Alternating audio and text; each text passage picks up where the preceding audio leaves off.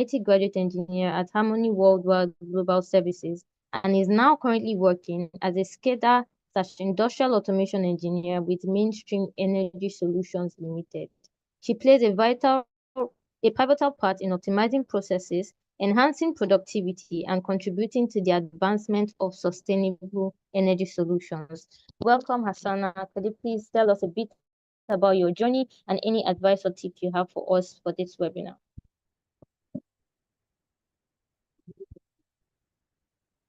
Thank you so much. Good afternoon, everyone. Hello, can you all hear me? Good afternoon. Yes, yeah, good afternoon. Good afternoon.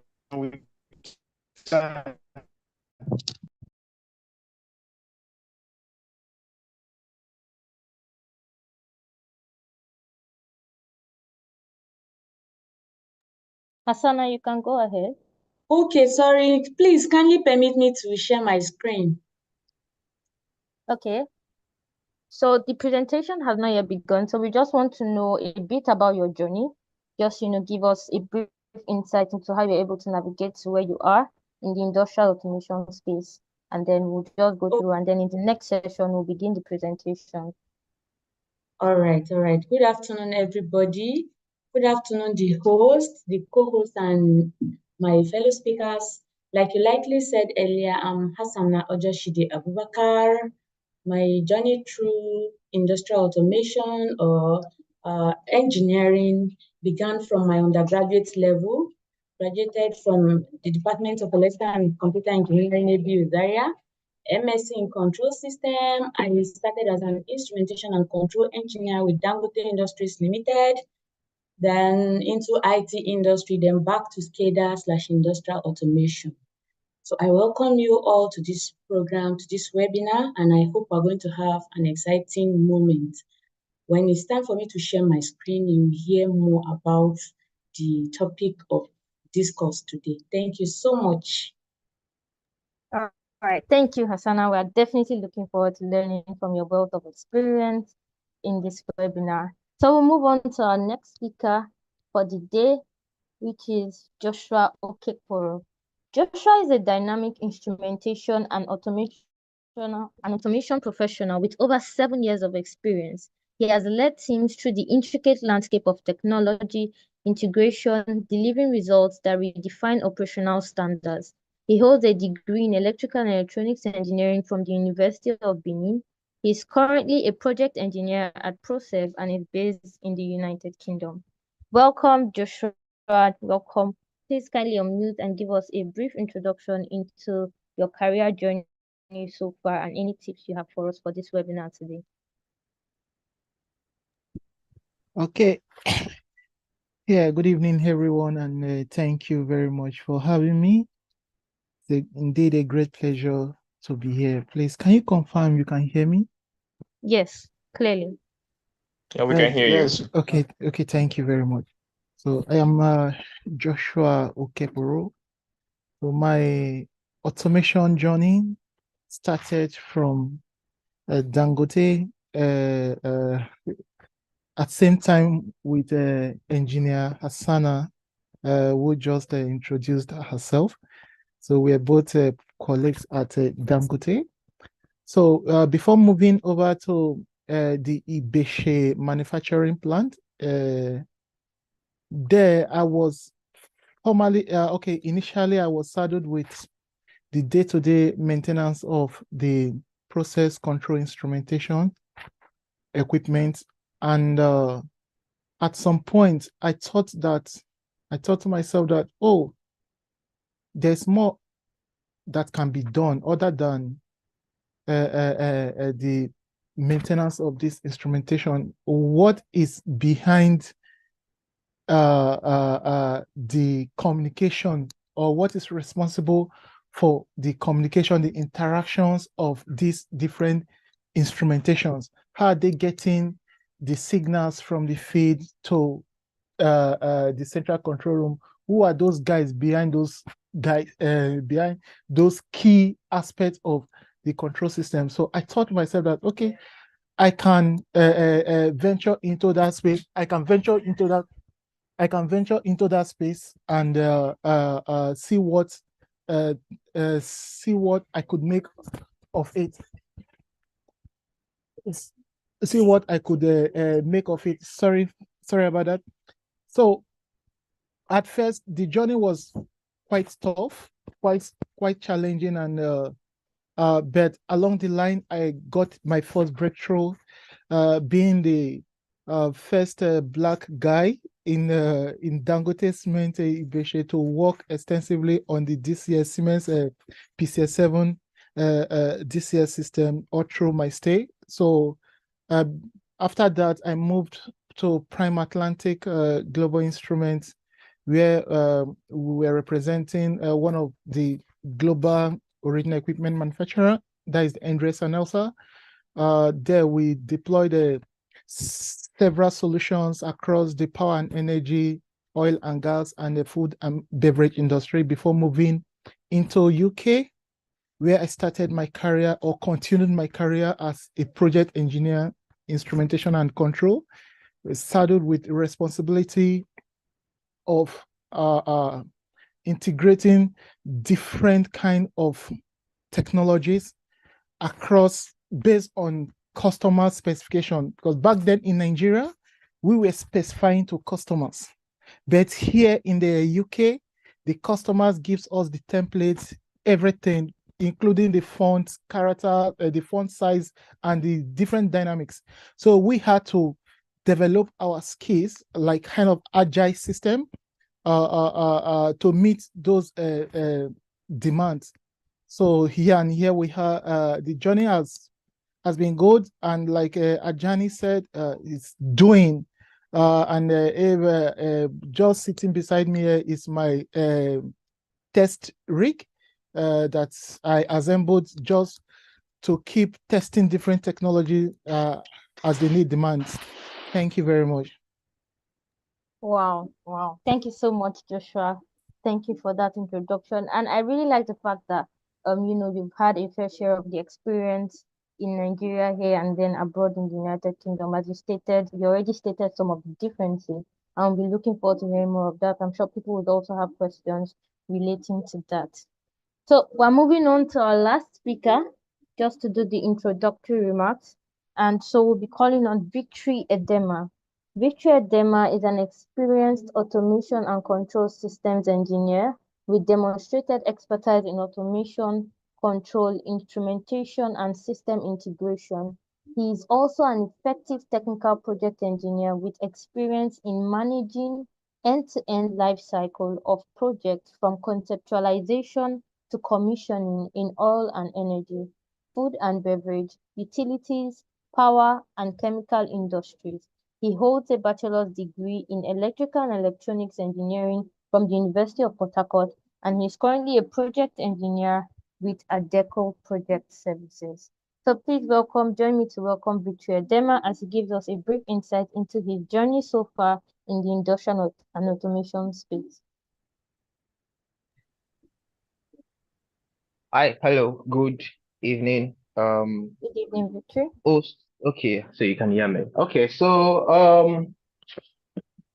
okay, they've introduced me already. All right.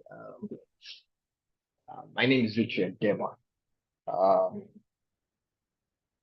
I'm a senior automation engineer currently with Adecco Project Engineering. The journey as an automation engineer has been exciting. I started some years ago when I decided to leave the banking industry. So I had to resign from the bank, go take up a training in industrial automation. And since then till now, I can say it's been one of the best decisions I made. Automation. So I started then from basically all my years of experience has been on the engineering and servicing industry. I've never worked basically. So started working with Mashudela Nigeria Limited as an automation engineer. Then moved over to Aerial Technologies Limited, where we did a number of projects, the chief of them being the SCADA system for the Nigeria Gas Company across Nigeria, where I was the lead implementation person.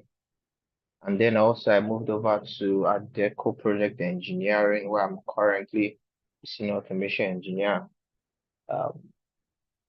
So like Ogali said, it's been a good one,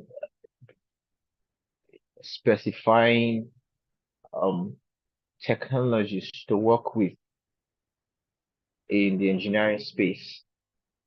My experience has spanned across different industries. You know, when you work with the service engineering and servicing companies, you get to have a bit of experience with almost all types of industries: food and beverage, oil and gas, power industries, chemical, utilities industries.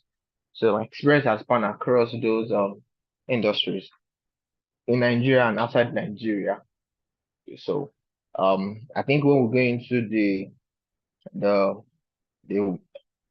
Q&A sessions, we'll delve more and reveal more how the topic of the day, as how I see the topic of the day, and some lessons that I can give to the audience that I've learned over the course of my experience as an automation engineer. Thank you. All right. Thank you very, very much, Victory. Like you said, we're definitely looking forward to hearing and learning from your experience. I'm sure everyone is already looking forward for us to get right into it, which we'll be doing right now.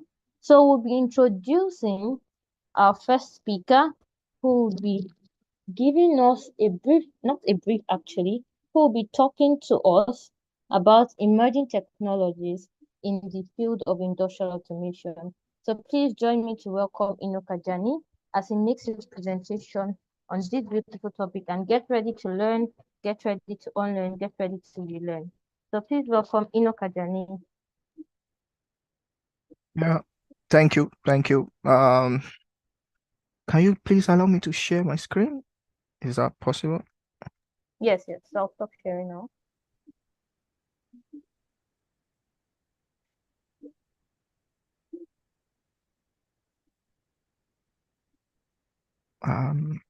I think I need to be an host or what?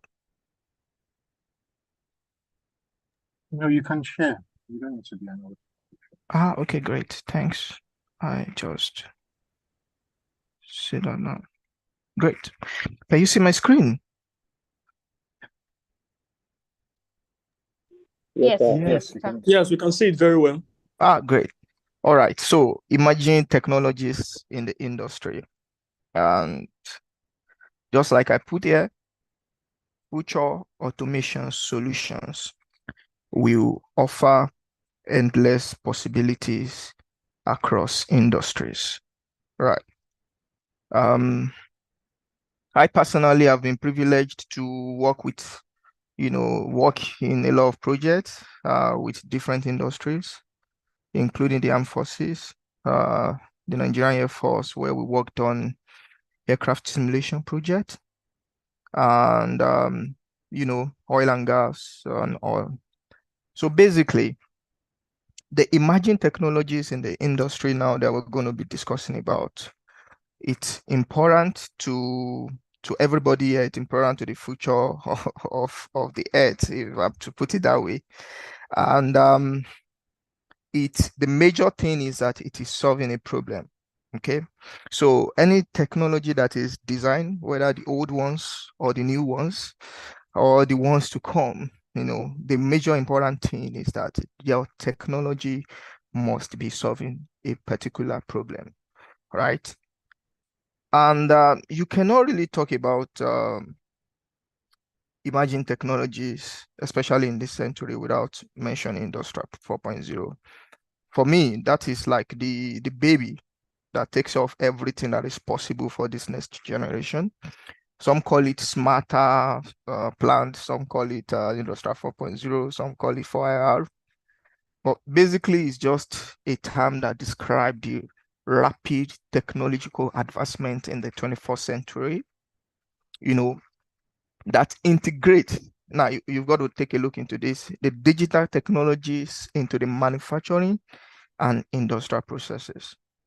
So a lot of them, imagine, because you see AI, some be like, I know AI a long time ago. Yeah, but when we go more, you understand what I'm trying to say now.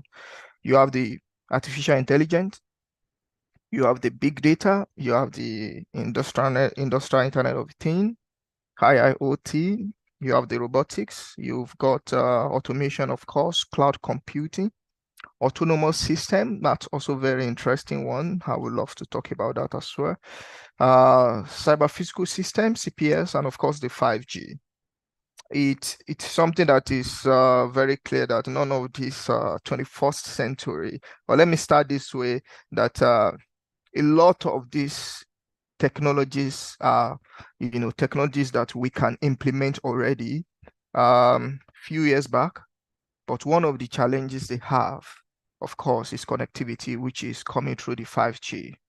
Now, with the emergence of the 5G wireless network, there's a lot of possibilities, and a lot of, we now get to have faster solutions to the major problems that we have. So I'm just going to start with the artificial intelligence. And you see, I'm putting them together, the artificial intelligence, the machine learning, and the data acquisition, right? I want to believe that most people understand AI as, the branch of computer science, that creates systems that can perform tasks that normally, require human intelligence. You've seen maybe for some of you that have an upgrade for your WhatsApp, even on WhatsApp, you have AI now. Google did a recent update as well, where AI can actually stream live and give you the right, correct information you need on the search engine. And these stats now include learning from experience. The AI system you are working with is not just something that you use garbage in, garbage out. You also try to learn experience, understand your natural language, recognize patterns, and make decisions. And so to make sure that we make best use of our time, so this, in line with the autonomous system, will be discussed together. I'm very sure most of us have heard of Tesla cars, especially in the automotive industry, one of the great, wonderful job they are doing, and the autonomous system basically, work in line with this guy, because they also can change their behavior in response to unexpected events, maybe doing operations, and you don't necessarily have to be there, right? And I think the definition of automation might eventually change, because I remember when we want to do definition of automation, you see us saying that when you have to do something with little or no human intervention, but we don't completely eradicate human intervention. But then there are some awesome emerging of technologies that can actually really change that. That can change that definition to isolate human eventually. I'm part of the people that definitely used to say it then. Most of the podcast you see me on saying, no, you can't actually remove human intervention when it comes to automation. But then with the kind of systems that we have now with AI, ML, and the way these systems work, I think it's actually possible. Maybe when we hear from other speakers where we can hear the side, but I think now that it's actually possible to actually, before we know that as much as possible, we are trying to reduce it, but I think it might be possible now to actually do without it. Maybe the only areas you can now have people intervene is maybe when there's going to be some kind of maybe maintenance, right? There's a plant in China, I think GXC, have a robotic plant that built robots. So the robot work 24/7 to build another robot. And it's so seamless and beautiful, because from the article I read, if there's something wrong with one particular robot on a particular line, it can do this. One of the awesome things an AI can do for us in conjunction with machine learning is the predictive maintenance. It can schedule a predictive maintenance for itself and, order a part and schedule when that activity is going to be done, So, like I said, so those are the things we're going to be looking at there. So we have the AI, we have the autonomous system, and of course we have the next one, which is going to be digital twin. We're going to be talking about this as well. And okay, finally 5G, and then we close it. So let's now quickly start from artificial intelligence. From one of my great guy, Bernard Moore. I had discussions with him over LinkedIn on artificial intelligence, and he said he is going to definitely pull in artificial intelligence and data management together, because now data is like the new oil now when it comes to industry, the data management. So for him, the AI there now is just it's there, the data is there, and what the AI is trying to do is to capture the technology. To the challenge that we have so much now is that we've got a lot of data out there, we have a lot of business stuff out there, but the challenge is that because of too many work we have to do, there's so many work, very hard to get, to make use of those intelligent data. So we really need AI. In business context now, you can call it a machine learning. So it's possible to have a human level of understanding of data, and the artificial intelligence is now capable of understanding both the structured and the unstructured information, both the messy one and the and the tidy one, the one that are already in the database that normally your traditional computer will be able to take care of. So the AI computer can now think like human being, and it's amazing that this kind of thing is happening now, because a few years ago those are the things that is not possible. So now you can now look at, in today's very world now, you have like a kind of technology that includes the machine vision, if you hear of that, where computer can see the natural language processing. Computer can now understand and reply to us in kind of human language and do some deep learning. And of course, most importantly, most of these things are not possible without, like I mentioned, the 5G. So sorry about that. So most of these things are not possible without the 5G. But part of this, the technology that I believe is going to be one of the amazing ones for the next generation, for the 21st century, is definitely going to be your AI and machine learning. And with that, we can do a lot of stuff with the data. So we have more structured, more nice, and of course, we can make better use of them, in the times to come. Autonomous systems now, I just quickly branch into Tesla systems. Most of the cars we have before Tesla comes into play are the traditional cars that you have to go in. Before, okay, we are from the manual transmission kind of cars where you have to use your gear and all. We move to automatic, looks very important, very nice. Before autonomous systems like Tesla now comes. For some, I don't use Tesla. For some people that use it, said it can do a schedule maintenance for itself. It can order a spare part for itself, and ask for permission to do some things and all. And that's what we're talking about, the technology. And for me, putting it in the industrial automation context, it would be good to have some kind of autonomous engineering, autonomous designs, if that is possible. And mostly when we talk about autonomous system, artificial intelligence, machine learning, and all, mostly we talk about the operation part. But the way it works is there's going to be an engineering design, the operation, and of course the control. So for me, if there's going to be an autonomous engineering designs, then we move to autonomous operations. Now I can tell you for free that there is no plant in the entire world now that I know, maybe it's out there, that is end-to-end autonomous. It's not here, but it is planned to come up. The likes of quantum computer is one of the things that is required to do that kind of things. So basically, you have that kind of technology there, and then when you implement that autonomous system from the automotive industry to industrial industry now, you can now have a plant without, with a SCADA that you don't need, with a control room that you probably don't need anybody there, because man, the system is going to work on its own. It could generate an alarm on their own. Just imagine a system can create an alarm for a particular situation based on the scenario, and of course, create an intervention. Maybe you have issue with one transmitter on the field that is supposed to affect one flow control valves, and is able to create the alarm, regenerate, do some predictive calculations to close the valve while everything is working on. That is when it is automated, right?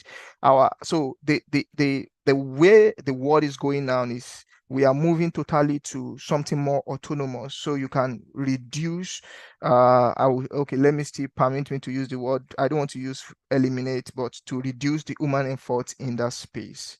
And one of the trending technology there is now the digital twins. A lot of people have been hearing about the digital twin. I have been hearing about digital twin a long time ago, and I can tell you something. So what is exactly digital twin? So digital twin is just a virtual replica of your physical asset. That's the word. So from the screen here, you can see you have the physical site, you have silos, you have conveyor system, blah, blah, blah, all of them here, maybe a flare line. Then here, of course, you now have a virtual reality of what you are physically. Of course, synchronized, because it has to be synchronized for data to pass between the physical system and the virtual system. So it's synchronized real time. And so you have a real plant, entire plant up to the production floor. You have the real product, you have the performance, real production, you have the digital twin of that product, you have the digital twin of that production as well. And of course, up to each devices on the site. So you have a motor, for instance, here now, the exact motor is there with the coupling and the brushes. So this technology solves a lot of problem with downtime. So now, because many plants today, they cannot afford to have a downtime, it solves downtime problem. It makes work more safer to do. Okay, it optimizes process as well. So because you have a virtual system of what you are physically, that is integrated together and linked together, so you have real-time data on both systems. If you need to do a particular maintenance on the physical asset, you can go to the virtual system of that asset and try to, try your maintenance, try whatever you want to do there. And when it's successful, you can go on and do the same thing, on the physical system as well. So so the digital twin on its own is just like you've seen it, it's a 3D model, it's just a 3D model of what you are physically. And with that, you can get a lot of things done. You can have things like predictive maintenance, like I mentioned before. It allow you can also you can simulate, you can allow your machine to simulate millions of different situations. You have different circumstances, and then you can get different outcome. You can use it to calculate and try to understand what you have. So for me, it's just a model and simulation that inform you of the real world data. And for me, that's the key thing. So it's not just a 3D model, because we've got a lot of 3D model for most projects now. You've got 3D models of what you are building, and it makes construction faster. You can check on your card and see what you have. But this is more than that. It's a simulation that informs you of the real world data. So you have exactly what you have physically, and you getting updated in real time, or maybe close to that. So you now have a true representation of the object. You have the object, you have the asset, the entire factory, and of course you have the real-time update of whatever is happening, with that as well. So it's one of the very important emerging technology. I made some research to try to find out if there's any plant that have that, right now. We have the BMW, and when I say have it, there are a lot of people that have it, but I'm talking about end-to-end digital twin implementation. There's BMW digital twin, they are building the Debrecen plant, right? And they plan to open it in 2025, to produce around 150,000 vehicles annually. So this particular plant, BMW created the digital twin, with some kind of simulation technology, and that's going to be the first one that you see that is entirely, end to end. That is entirely end to end, because there are a lot of people use it now, for predictive maintenance. They use it for a whole lot of wonderful stuff, but for end to end, that is entirely end to end, that's the first I'm going to be seeing. The next one is the 5G.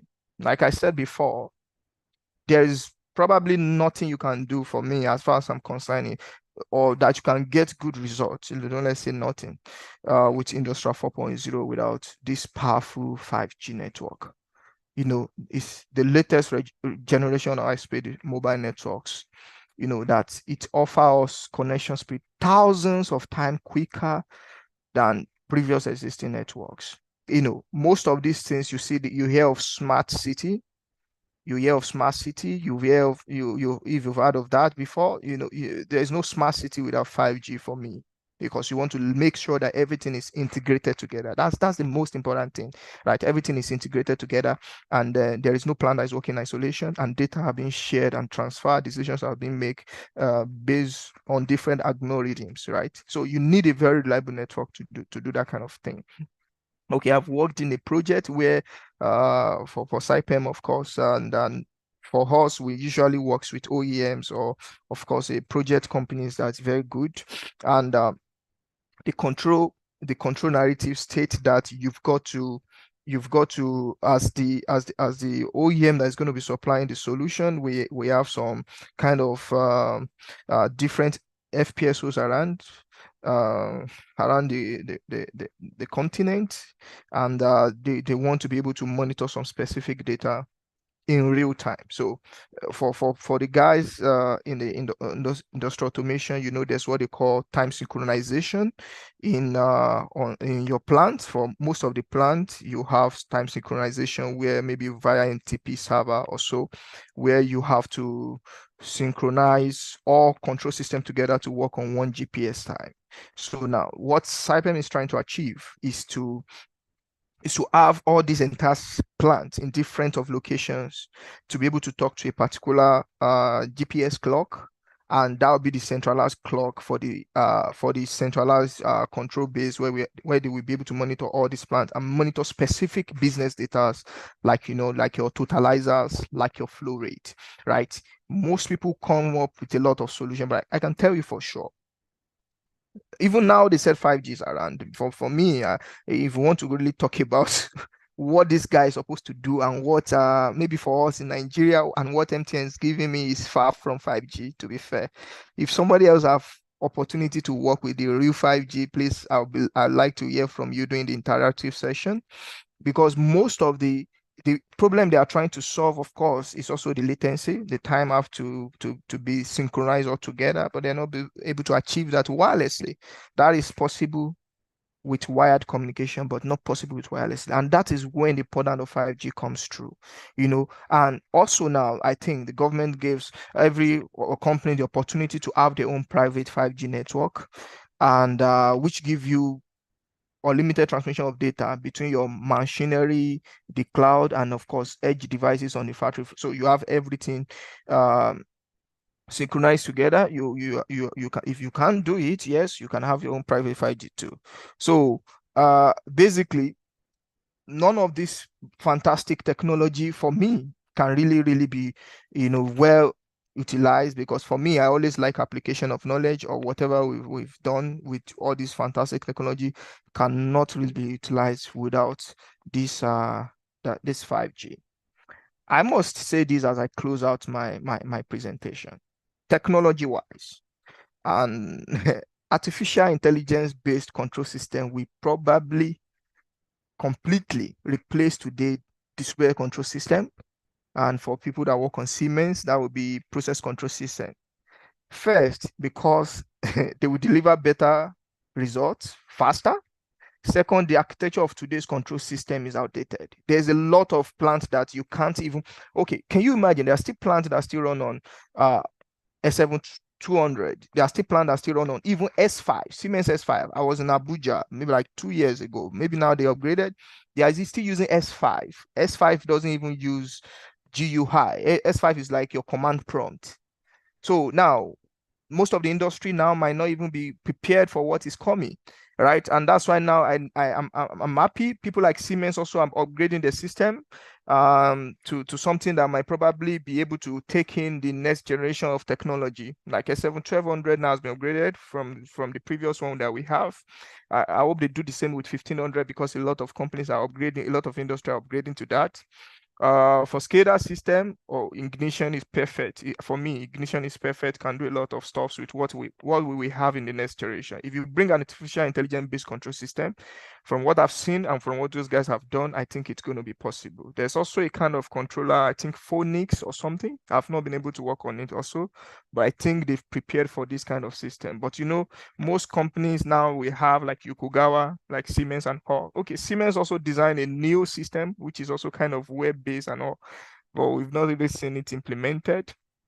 They should be prepared for intelligent-based control system replacing the DCS.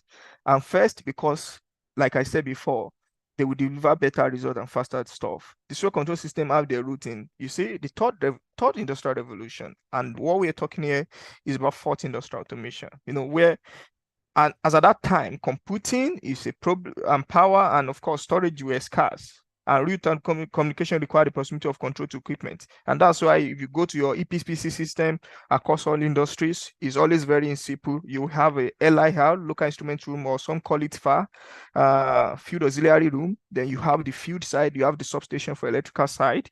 So normally the way it works is that your control panel is going to be in your control room, and then they will lay a cable, a primary cable under the trench to go to the field on a junction box, and from the junction box is duplicated to each devices. And of course, then you have from the control room connecting to the FAR, maybe via some network, some server, and then you're able to monitor that. So they need something closer to the plant. But now this is one of the things Industry 4.0 is going to save them all this stress. And of course, all this constraint and will no longer be valid again with the upcoming advert of 5G wireless communication. So what will I now say to people that just learning industrial automation, for instance? Now, maybe somebody's just enrolling into our academy, for instance, to learn industrial automation. Market-wise, the good news is that this transition will actually be very, very slow. You know, it's going to be very, very slow. There's still a lot of plans they are building. I am not in Nigeria right now. I came to site and we just finished commissioning this plant. And I can tell you, we have a lot of S7300. We even have a lot of controller that's not even Ethernet based, that's just Profibus based. So the thing is, there's a normal size of the install basis of the current technology across the world. So does it give you time to implement and familiarize yourself with the new system? But what I will tell you for sure is that don't downplay Industrial 4.0. Don't do it. You have to keep learning because data is actually the new oil now.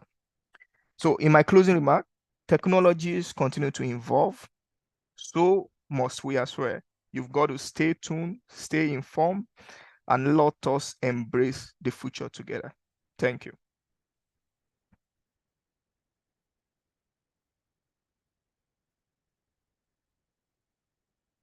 Wow, that deserves a round of applause. Thank you so much for all the insight. Exactly as everyone is saying, it was really great. I think personally, I learned a lot. I was, writing down, and I really love the statement. Data is the new. It seems like something that should be printed on a billboard or something. It's just very catchy, and it's actually true because everything right now is based on data. I remember when I was trying to, find my footing or, exploring basically different careers, and data analysis was the main thing because I mean everybody's dealing with data now, and I actually took an introductory course into data analysis just to have an understanding of it, and I think it's really helpful. Even if I'm not going fully into that sphere, but it's been really helpful. Data is what basically everyone is working with. I'm already seeing a lot of questions, and let us keep it coming in. Keep on taking note of questions. Personally, I have my own questions that I'm going to ask, but this was a really, really good presentation. So let's just move ahead to the next speaker for her presentation, which is Hassana Abubakar. She's going to be talking about emerging technologies in the industry as well and the role of a female engineer. I mean, definitely, I'm looking forward to this. I'm looking forward to every presentation, but because I'm a female engineer, I really want to also learn on, what the role of a female engineer is in this sphere. So please join me to welcome Hassana as she gives her own presentation.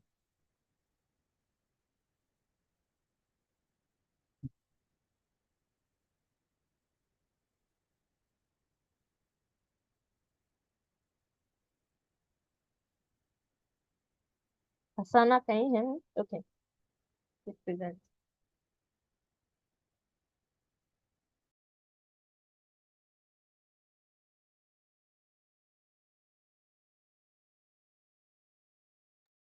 Hello, everyone. Good evening.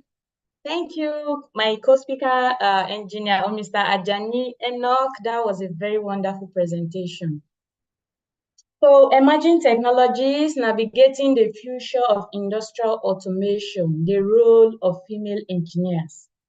By myself, Engineer Hassana Abubakar, a SCADA engineer, Mainstream Energy Solutions Limited. Please, can you confirm? Can you hear me? Yes, perfectly. Yeah, very well. We can hear you. Yes, we can hear you. Yes, we Mainstream can hear Energy you. Solution, MESL is a privately owned company incorporated and licensed for power generation in 2011. Kanji has an installed capacity of 700. Can you hear me? Your network is breaking. Yeah, we can hear you, Hassana. I think someone Yeah, else you is are like on mute. your network is breaking. Can you mute yourself? I can hear you as well.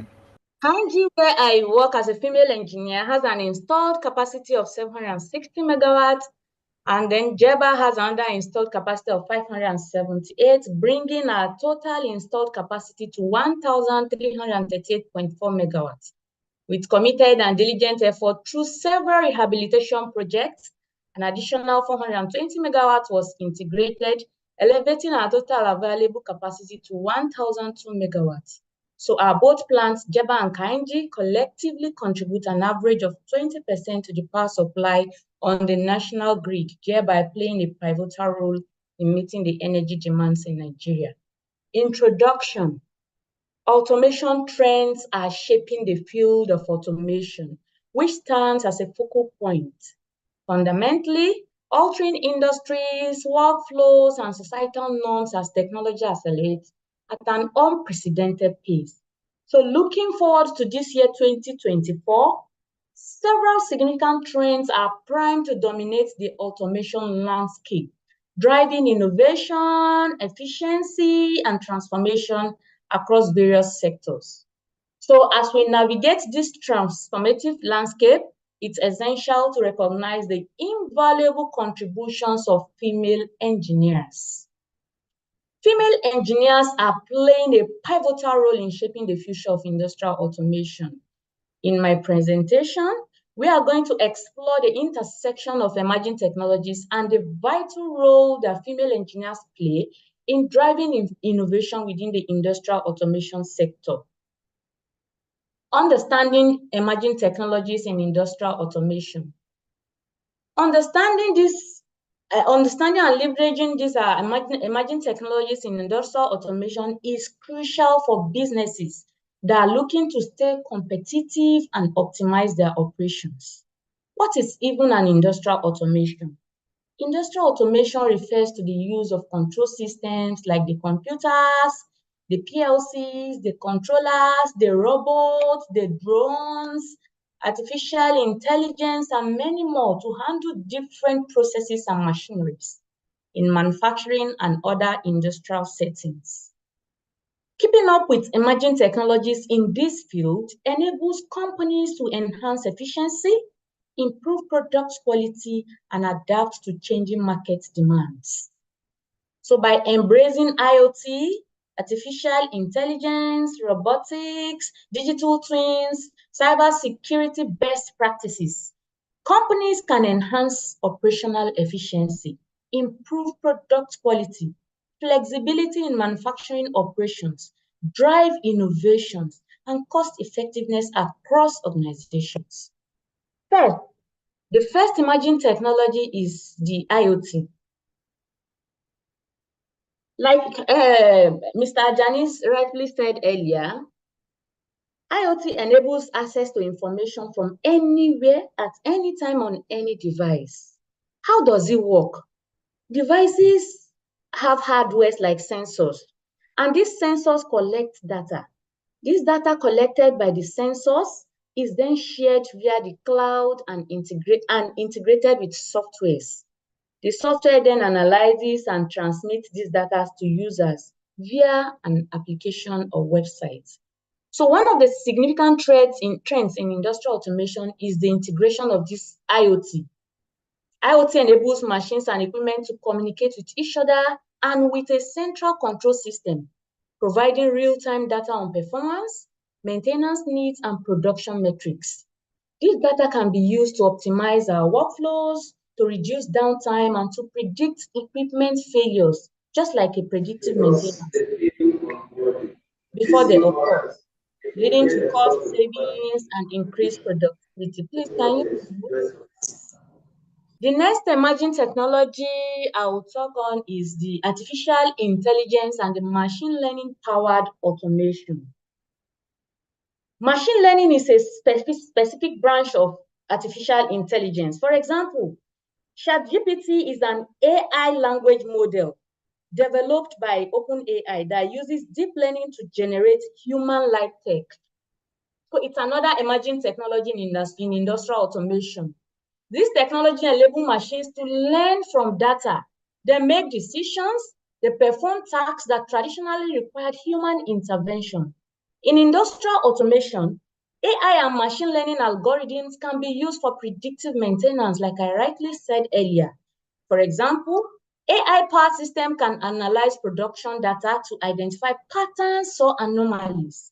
For example, trends. From the trend, data have been used to generate trend. So you will be able to identify anomalies that indicate potential issues or opportunities for improvement.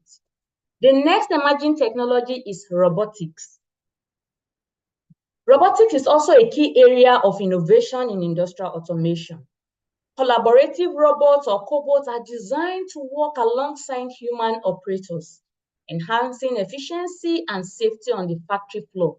I like the aspect that the first speaker said robots cannot completely replace humans. We still need human intervention. So these robots can handle repetitive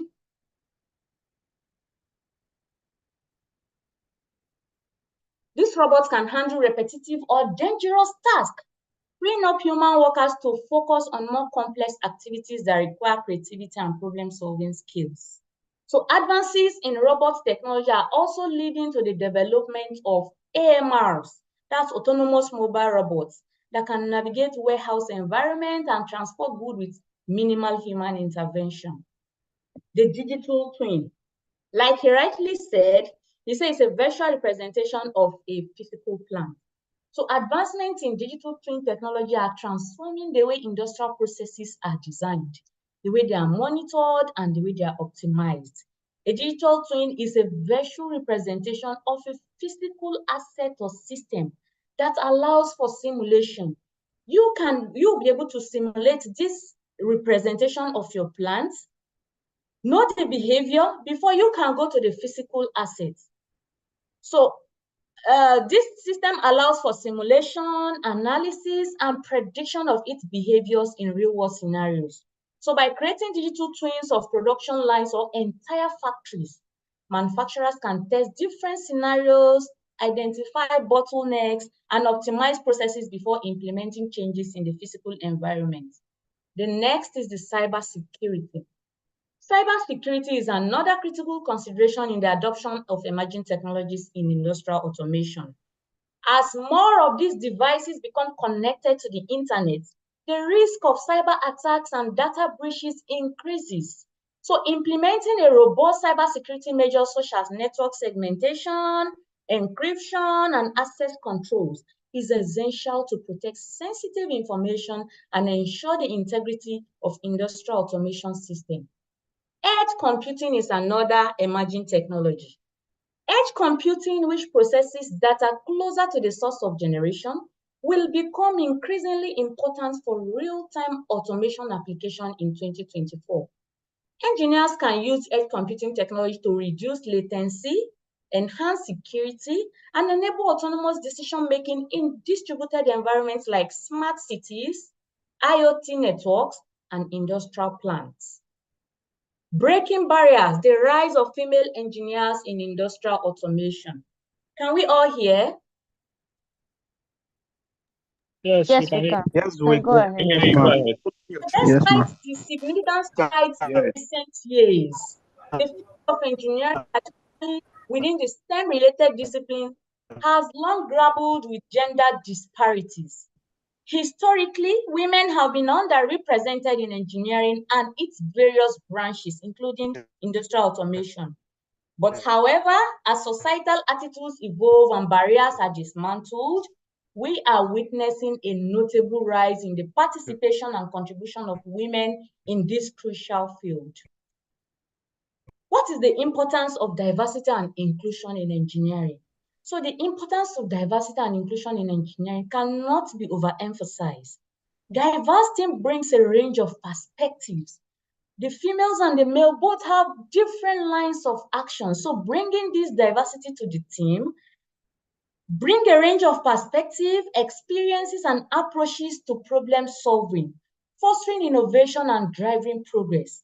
In industrial automation, where complex systems and technology intersect, diversity is taught and expertise is especially valuable. So by embracing a diverse workforce, companies can tap into a broader talent pool, enhance creativity, and develop solutions that cater to diverse global markets. In addition to academic research, the female engineers are driving innovation in industries through their leadership roles in technology companies and startups. Women-led firms are developing cutting-edge automation solutions tailored to diverse industries, from manufacturing industries, power industries, energy industries, logistics to healthcare and agriculture, name them. These companies are not only pushing the boundaries of technology, but also fostering inclusive work environment where women can thrive and contribute their full potential. The rise of female engineers in industrial automation represents a significant shift in the landscape of engineering. We celebrate the contributions of women to this dynamic and rapidly evolving field. As barriers continue to be broken and opportunities expand, the future of industrial automation promises to be more inclusive, to be more innovative, and impactful than ever before. One of our SCADA projects to be achieved this year at Kainji Hydro Power Plant. So this is Kainji Hydro Water Level Automation. And then this is Kainji Hydro Power Plant where women break barriers too. In my department of 4, we are 3 ladies. I can say we are breaking the barriers. So the goal of this project we are to achieve this year is to fully automate our water level management at the Kainji Dam Reservoir.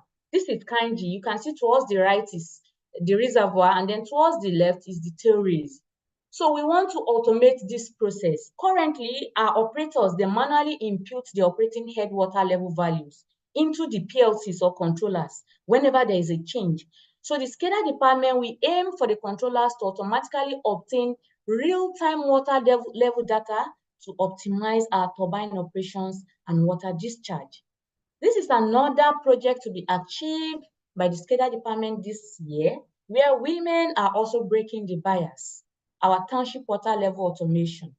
My department extends its expertise beyond the industrial environment.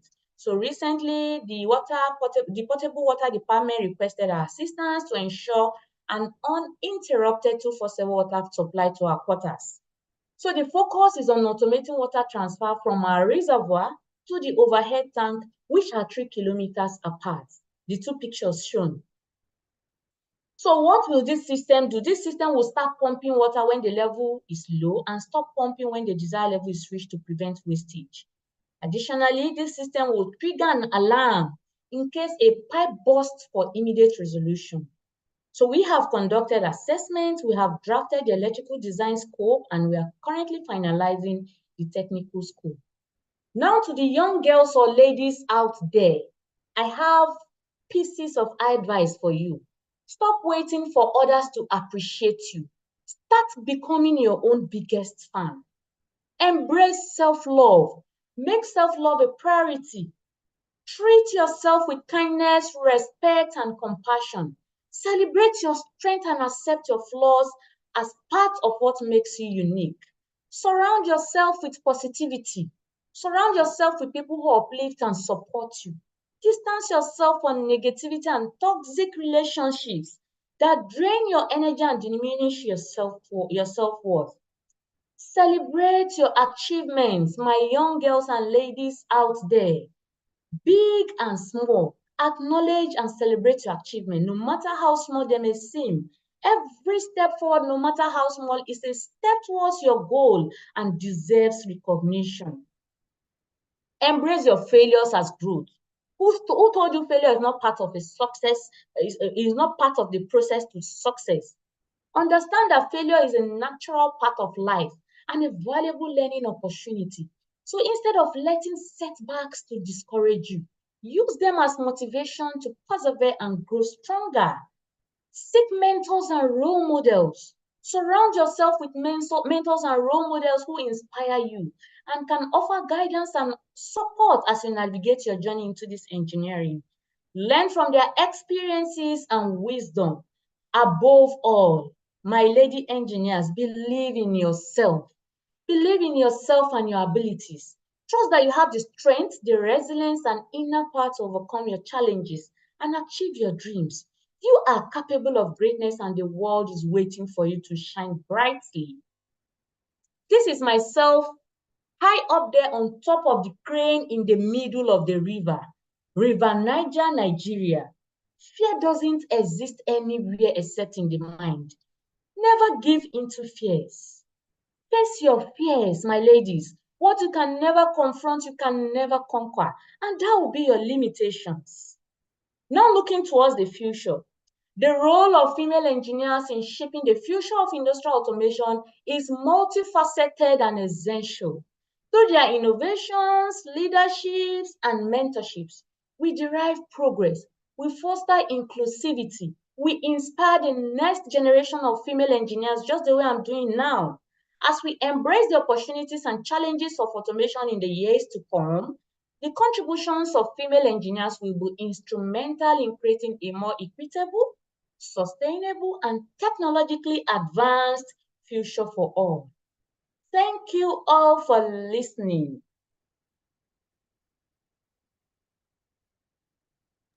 Wow. Thank you so much. Thank you so much, Asana. I'm sure everyone had an amazing time in this presentation. Me personally, and if there's any other every female engineer in this webinar, I'm sure you are really pumped up. You know, you've gotten that motivation to, continue. I mean, a team of 3 female engineers out of 4. And also thank you for sharing about the project that you're currently working on at your workplace. I don't know, anytime I hear about industrial automation projects, it just really gets me excited. So just, getting to hear about, what is going on, especially in the power sector, it's really interesting to see how industrial automation is also shaping that sector. And even to the little things like you said, someone said the male engineers are jealous. Don't worry, don't worry. It goes, I mean, every point that was raised at the end to motivate was also, also applies to male engineers as well. So Exactly. exactly. So thank you so much. So I was saying that I really like when you made mention of how I think the water team asked for the help of the industrial automation team, because just to make life easier. And I think that's really what automation is about. Find ways to make life easy, even in the littlest thing. So thank you so much, Engineer Hassana. Thank you for your time. All right. I'm sure we're having an amazing time so far. I mean, me personally, I'm having an amazing time. I'm learning so much and I'm being motivated to continue. So we'll be inviting the next speaker, who is Joshua. We'll be inviting the next speaker, Joshua, and he's going to be talking about key trends and advancements influencing the future trajectory of industrial automation. And my question to Joshua would be, so far, Engineer Sana and Enoch, they've spoken about, some emerging trends from cybersecurity to artificial intelligence to digital twin. Honestly, digital twin still amazes me. Like when I got to really understand what it was about, I was like, wow, like the world is really advancing, honestly. Like Engineer Enoch said, like you have to keep on advancing with it. You don't want to become obsolete, so you have to continue. So the question would be, out of all these emerging trends, what emerging trends do you believe, from your perspective, would have the most significant impact on the future of industrial automation, and why? Over Yeah. to you. Okay. Yeah. Thank you very much for that. I am wowed over here by the wonderful presentations that has been made by the first and the second speaker. So without further ado, we look at labor challenges and automation. We have the challenge. We look at for the past 3 years, we just coming out from a COVID era.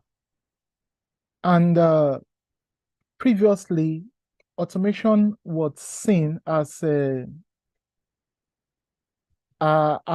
luxury, where only those that as a luxury are not a necessity. That is, if you can afford it, you go for it.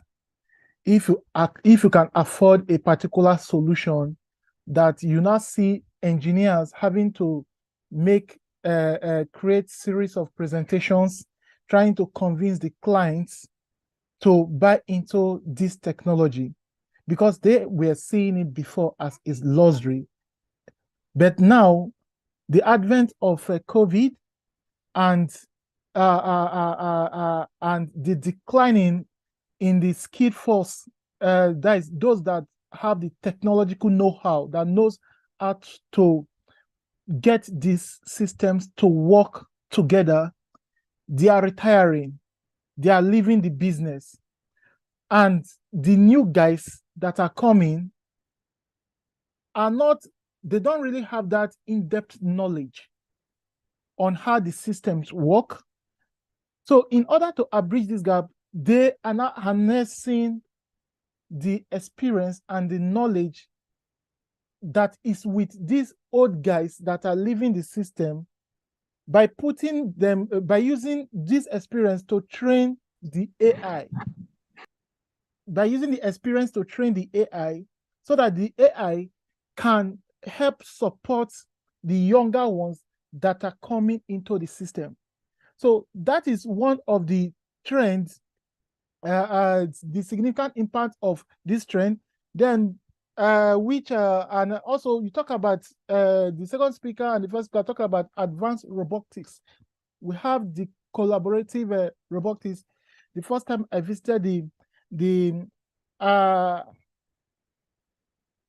Amazon fulfillment center here in the UK, I saw before, when I started my automation journey, robot used to be in a robotic cell, inside a cell, barricaded, that you don't interfere, you don't enter with safety interlocks and thereabout that prevent you from going into the cell while the robot is in operation. But now you see robots moving side by side with you, sorting things, sorting items, identifying components, and assigning components, conveying components from one point to the other. So this is an advancement in the this is another proceed of the emerging technology that we are seeing now from this trend. Then the other project that I would like to talk about, the first speaker talked about Ignition. Yes, Ignition is one of the most, the Ignition SCADA platform is one of the most sophisticated SCADA platform that provides you with an unlimited capability. That is to say, as far as you can imagine, that is what you can actualize with Ignition.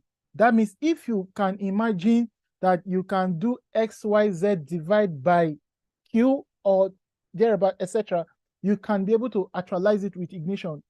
We are at the face of performing FAT with one of our first projects based on Ignition SCADA system. And I could tell you that working with over 50,000 tags, 50,000 tags was a no joke. It was an intensive effort, and getting these tags, Ignition and the trend in the automation system made us to move this data, these tags, these 50,000 tags at ease by scripting.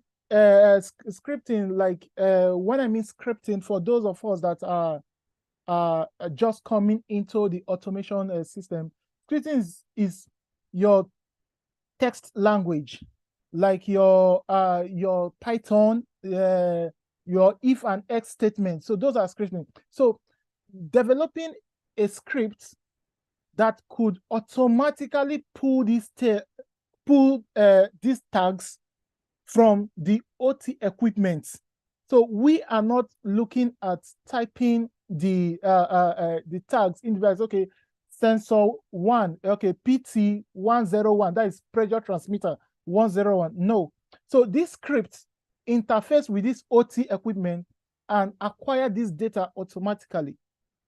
And Ignition has provided us that flexibility to integrate our custom module in order to effectively move these tags.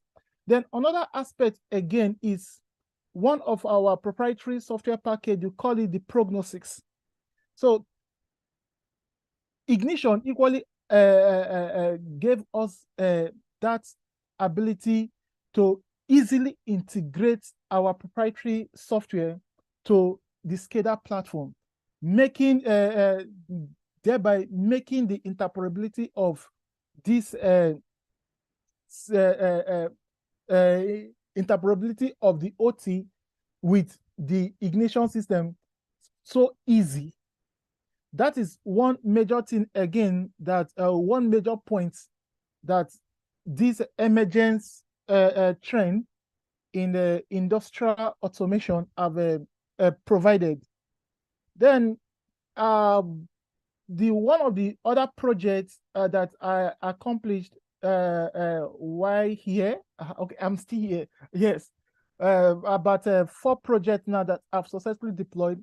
The customer approached us and they said that, okay, we are going to, we make use of CodeSys technology. And CodeSys technology is a technology that they are software-based company that, with your experience or knowledge on CodeSys, you can be able to work on over 567 components or control systems. Like when I talk about control system, you talk about your ABB, your ABB, your Festo, your Festo Didactic. Some of their controllers, they run, or not so, all their controllers run on CodeSys. So with the knowledge of one software package, you can be able to program over 150 control, that's PLCs. Now, this customer, when the customer approached us and said, we want you to provide a system, a solution that the customer, based on sites, based on each specific site parameters, the customer can be able to impute those parameters, and it will automatically call up those recipes that those parameters are being referenced to. That is one. And also the HMI tool is going to bring out the icon, the mimics, based on those parameters, breaking it down for those that are coming into the automation system.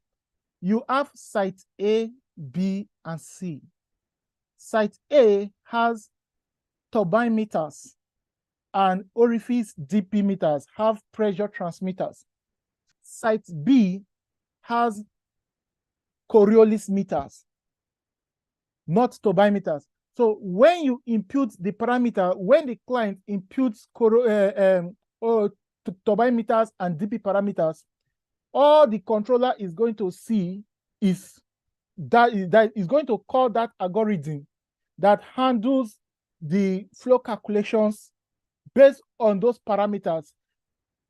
It will automatically inhibit every other parameters. So it's just synonymous to the recipe management tool that is prevalent in the manufacturing flow, that you call on recipe A, recipe B, recipe C to handle different tasks.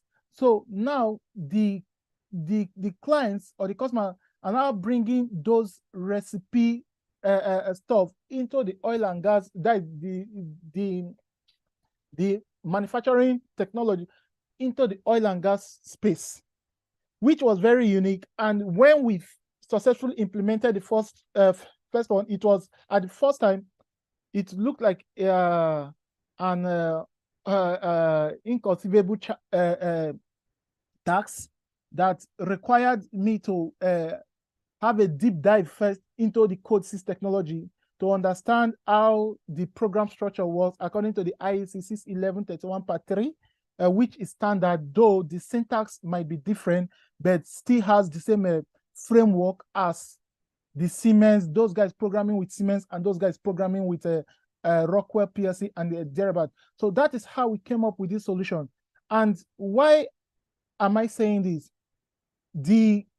Before the customer, each site has a different, each site has a specific control system. But because of the way the technology is going, is converging, the customer is now looking at, oh, why can't we have a particular PLC program that could perform all the site, that is all the tasks, irrespective of the components that are on different sites. So this emergence trend is bringing more challenges to the automation experts, to those that are already to dig more to see how they can make this system more interoperable, how you can use a more high-level programming language rather than saying if or else. If this is true, then do this. Those are the coding language that we are used to. You can just use your simple English, get this container to this bus if the sensor without, and the PLC will be able to translate what you have just typed with simple English to the language that it understands. So that is what the technology trend is going. Then looking at it again, the other point that I would like to mention is we talk about cybersecurity. In as much as the system, the industry is embracing this growth in technology, the systems, the different components are coming together, talking to each other. There's also a high risk, a cybersecurity risk. The risk of cyber infiltration is becoming more higher every day. Now, before, for those that are used to Siemens, because I saw this first in CodeSys environment, before looking at it in Siemens, I discovered that, oh, Siemens has already implemented it in their newer firmware version. So what is this? before you can write your codes and download to PLC controller, to Siemens PLC controller, no prompt for passwords, nothing. You just code and download it to the target PLC. But that is not the case now. If you are having a controller that is of firmware, depend on the class, either S1500 or S200 or thereabout, that the firmware is running with the required or specified firmware, you need to create user password, that is user management authentication details, password. This, because the more the system are converging, the more they are becoming more vulnerable to cyber attacks. When I saw this while working with Code 6, so like, oh, why is this guy asking me for passwords to download? Each time I want to download my application to the controller, it's asking enter password. Without it, you can't enter. Then we talk about certificates, different certificates for data exchange for the OPC. So these systems are really implementing or taking care of this cybersecurity aspect of it, because this is one of the downside of it, which the engineers, the traditional automation engineers, are now looking to catch up with. In my last project, I implemented some cybersecurity considerations, such as network segregation, such as installing, such as implementing a VLAN, sticky mark. These things were not of concern previously in my previous project that I've done in the past, but because of the vulnerability that this technology trend is presenting, you need to implement sticky mark to your switches. You need to implement a network segregation so that someone would not just come to your OT network, plug in a device and infiltrate the system. And you need to implement network monitoring tool that listen to the traffic and be able to raise flag when unusual traffic is detected in the system. So these are what you can take out from the emerging trends or the emerging trend that is the industrial automation is moving towards. So these are the key factors you can take in, and as we dive in deep, I would buttress more on other aspects of there's other aspects that we need to look at. All right. Thank you so much. Thank you so much, Joshua. I think you buttressed on, cybersecurity, which is really important. I mean, considering, and I think someone also asked a question about that, but we'll go deeper into that in the Q&A section. I mean, with all this networking data and everything, there has to be improved security of these systems. And I also like what you mentioned at the beginning, utilizing AI to preserve the knowledge of the older generation for the incoming generation. All right, we'll be moving forward and inviting Victory Edema to speak on challenges and opportunities in the implementation of emerging technologies in industrial automation. So we'll just be asking Victory a question. So from your perspective, right, Victory, what are the most promising opportunities that emerging technologies present for companies in terms of improving efficiency, productivity, and sustainability? I think these are like the three most important things in companies now. They want to be more efficient, they want to be more productive, and also taking cognizance of the fact of sustainability. So please, Victory, the floor is open for you.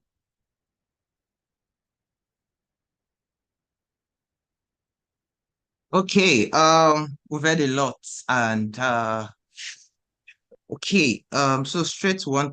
First, I want to appreciate all the speakers. They've really done justice to the business of the day from different experiences and angles.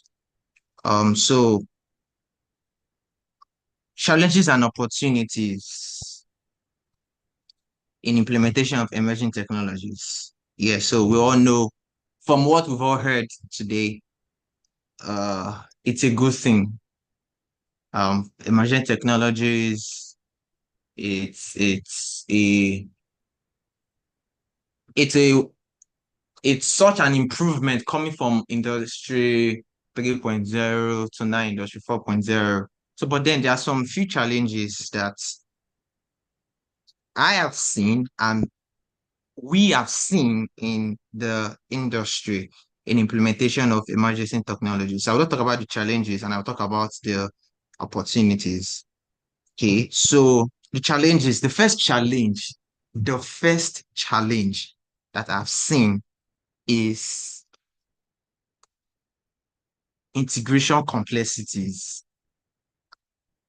Ah, can I um can I wait present? I think it does make me faster.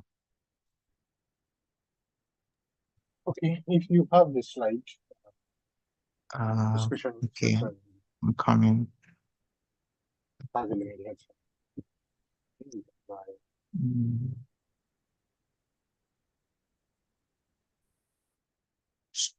So please confirm you can see my screen. Yes, we can see. Yes, we can Yes, see we it. Yes, so can. Yes, screen. cool. So the first challenge is integration complexities. One thing these emerging technologies do or I've experienced in the course of my career, and I'm sure other engineers have experienced, is integration. I mean, integration is making two different or three different or four different manufacturers of this technology, manufacturers, industrial manufacturers, make them talk together. And especially if you're a STEM integration engineer like I am, you run into a lot of issues. It becomes complex whereby different OEMs, different manufacturers of machines and systems have different proprietary protocols. I'm sure you've experienced if you're a system integration engineer. So some of these vendors, they lock in their protocols. For example, Allen Bradley will not talk to Siemens. Why? Because Siemens cannot it does not use, they all use TCP. Allen Bradley uses Ethernet, TCP IP. Siemens is using Profinet. So many challenges in integration. Most times, these manufacturers, they don't design their systems to work seamlessly with other systems. Why? So because how do they make their money if you can just bring in another system and integrate them? So if you are a SCADA systems engineer, you find out that most times when you want to integrate, you have to look for something we call open protocols to integrate different systems together. You have to open protocols like Modbus, OPC UA. If those protocols are not existing, I tell you, integration will be a very hard thing on the factory floor. So the first challenge is integration complexity. Okay. The second challenge is skill gap. Another challenge in implementing emerging technology is skill gap. You can see the picture of this guy touching his head while he's trying to rack his brain on how probably a machine, a system work and all that. Skill gap. If you go into most manufacturing companies today, for people that work for 10, 15 years, you will notice that those earlier engineers, they're finding it difficult to what's the word now? They're finding it difficult to metamorphose into this new technology. They're finding it difficult to immerse themselves into this new technology. Why? Because possibly where they are coming from 15, 20 years ago, some of these things don't exist. For example, Enoch was talking about S5 systems. Do you know that for Siemens to just moving from S5 to S7, a lot of engineers were out of business? Why? Because S5 was the reigning thing in that day. Same thing with SLC in the Rockwell world. So skill gap is another challenge I've seen. Now, we recently did we've been doing series of recruitment in my companies, and over time, one thing I always found that even from my previous companies, they always reach out to me, we need engineers with so and so. Be it as it may, you can't find people with those skills. Why? Because these things are changing. For example, you see engineers only skills with semantic manager, but when it comes to TI portal, they don't know it. So skill gap is another challenge that I've seen in the industry. So new technologies, they demand new different skill sets.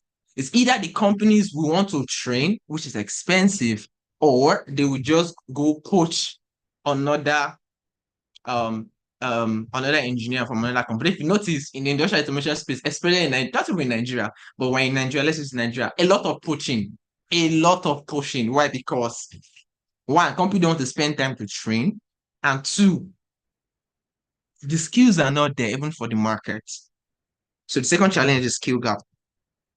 The third challenge I've seen is data security and privacy. So we hear all the speakers talk about cybersecurity. Indeed, cybersecurity, data privacy, security is important. So a colleague of mine showed me a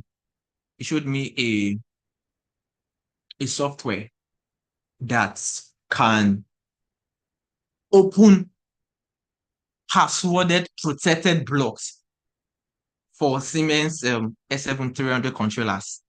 Like the OEM protect the blocks, but with that software, you can open the blocks. So it calls for concern if there is security issues. There's a software I saw. With that software, it was in my former company. My colleague also, it was able to see a range of Rockwell factories using Rockwell automation across America. I was able to see it from Nigeria. See, companies have been exposed to threat. Companies are exposed to a malicious content. After now, if you can look for this moving Stuxnet, you understand how they were able to infiltrate a factory, a nuclear reactor factory that was using S7300. They were able to infiltrate it for weeks, and they were able to modify some codes. Stuxnet, when I saw it, it was able to give me an informed, it was able to open my eyes onto cybersecurity threats are real. They are real. So another challenge is data security and privacy. The fourth challenge, which for me should have been number one, is upfront costs. Now, end users, they know that these emerging technologies, these new technologies, now Siemens are brought in a new PLC S1200, and they are going back to tell them they need to upgrade after some time. It is expensive. You have to agree with me, it is expensive. And sometimes the return on investment may not be immediate. It might take a while. Yes, it's going to improve efficiency. Yes, it's going to improve productivity, but then it is expensive. So sometimes when you talk to these end users, these customers, they'll tell you that we know these things, but then it's expensive, especially for small businesses. They see it as a limitation to adopting new technologies. So imagine moving from S7300 to S1500, or moving from MicroLogix to ControlLogix. I mean, you know the amount of money the customer is going to spend. So the fourth challenge, which would be like the last challenge, is cost. The cost in implementation of these technologies is huge. So you see that it's most big companies like in the oil and gas or multinationals, manufacturing companies that are easy to adapt to new technologies. Okay, so opportunities, quick one. Okay, so what are the opportunities? Number one, the first opportunity is increase efficiency and productivity. These have been talked a lot about.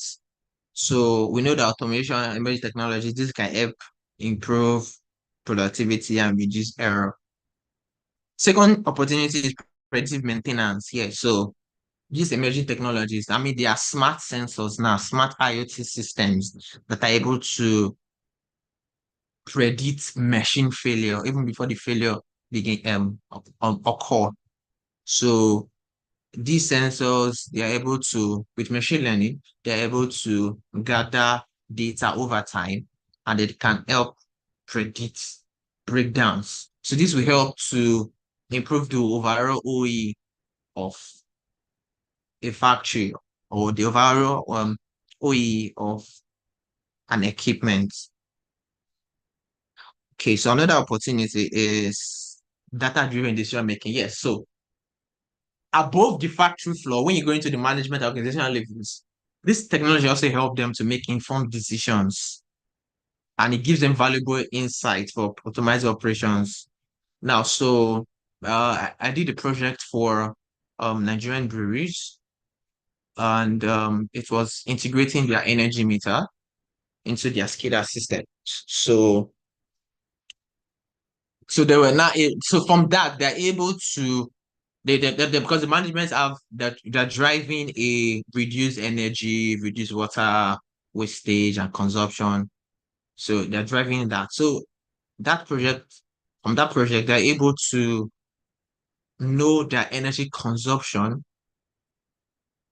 every 24 hours, their all-time energy consumption at the different parts of the factory, of the brewery. So these this is a big opportunity in emerging technologies. Yeah, it helps the management to make data-driven decision. Okay, competitive advantage. Now, so people that are quick to adopt these emerging technologies in their business, they have a competitive advantage over other business owners, over other companies. Because by the time those companies are transiting to those newer systems, number one, the companies that are able to implement these technologies, for example, their engineers and their staffs, they are more skilled, better productivity and product quality. Imagine something that's a human is doing, like a um a palletizer that packs that stacks together products, and human operators in the factory packing them together. You agree with me that the robot palletizer is going to improve their productivity, is going to drive down time wastage, and it's just going to give them an overall product quality. So companies that adopt these emerging technologies, they have an edge over other companies that are coming back. So in conclusion, so emerging technologies hold immense potential for industrial automation. These technologies can help to improve efficiency and product quality. However, there are also challenges that need to be considered, such as the cost and the skill gap. So by looking at this and planning for the future, we can position ourselves very well. Indeed, with Industry 4.0, with digital twin, with all the technologies that are coming out, manufacturing is not going to be the same. There are going to be new skills. One thing I need to talk to us as engineers is that we should not be afraid of these new technologies that are coming out that we're going to become redundant over time. The thing about these technologies is that you need to be constantly improving yourself. So you need to be constantly working on yourself. Yeah. You need to be constantly in tune. As new technology comes out, it also brings up new opportunities, it also brings up new possibilities. Because once a new technology comes up, you also need engineers, you also need people that understand that technology to do it. So let's not be scared that you're going to maybe become redundant or being phased out, or develop yourself, and you will discover that you become relevant across the industrial development that we're having. So thank you very much. So Wakali, over to you. All right. Thank you so much, Victory. Thank you for your presentation. And for everyone attending, I mean, this is another emphasis that Victory has made on the importance of learning and, just keeping up with the trends, which is basically, I mean, being a part of this webinar is already you taking one step towards doing that. I mean, the first step to be keeping up with it is actually knowing about it. And I believe that so far you've got to know about these emerging technologies, and, you're on your way towards, adapting with these technologies. So we'll be diving straight into the question and answer session. So if you have any questions, if you've been piling up your questions, I mean, we've had wonderful presentations from our speakers, and I'm pretty sure we have questions lined up.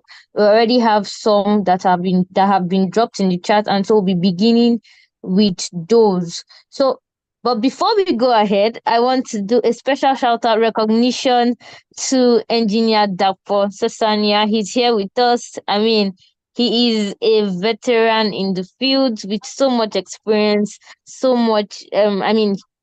He has a lot of years of experience and a lot of knowledge to share. I've had personal interactions with him, and every time my mind is expanded. So thank you so much, Engineer Dakpo, for being here with us today. Thank you for being present, and we hope to hear a bit about your own opinions as we go into the question and answer session.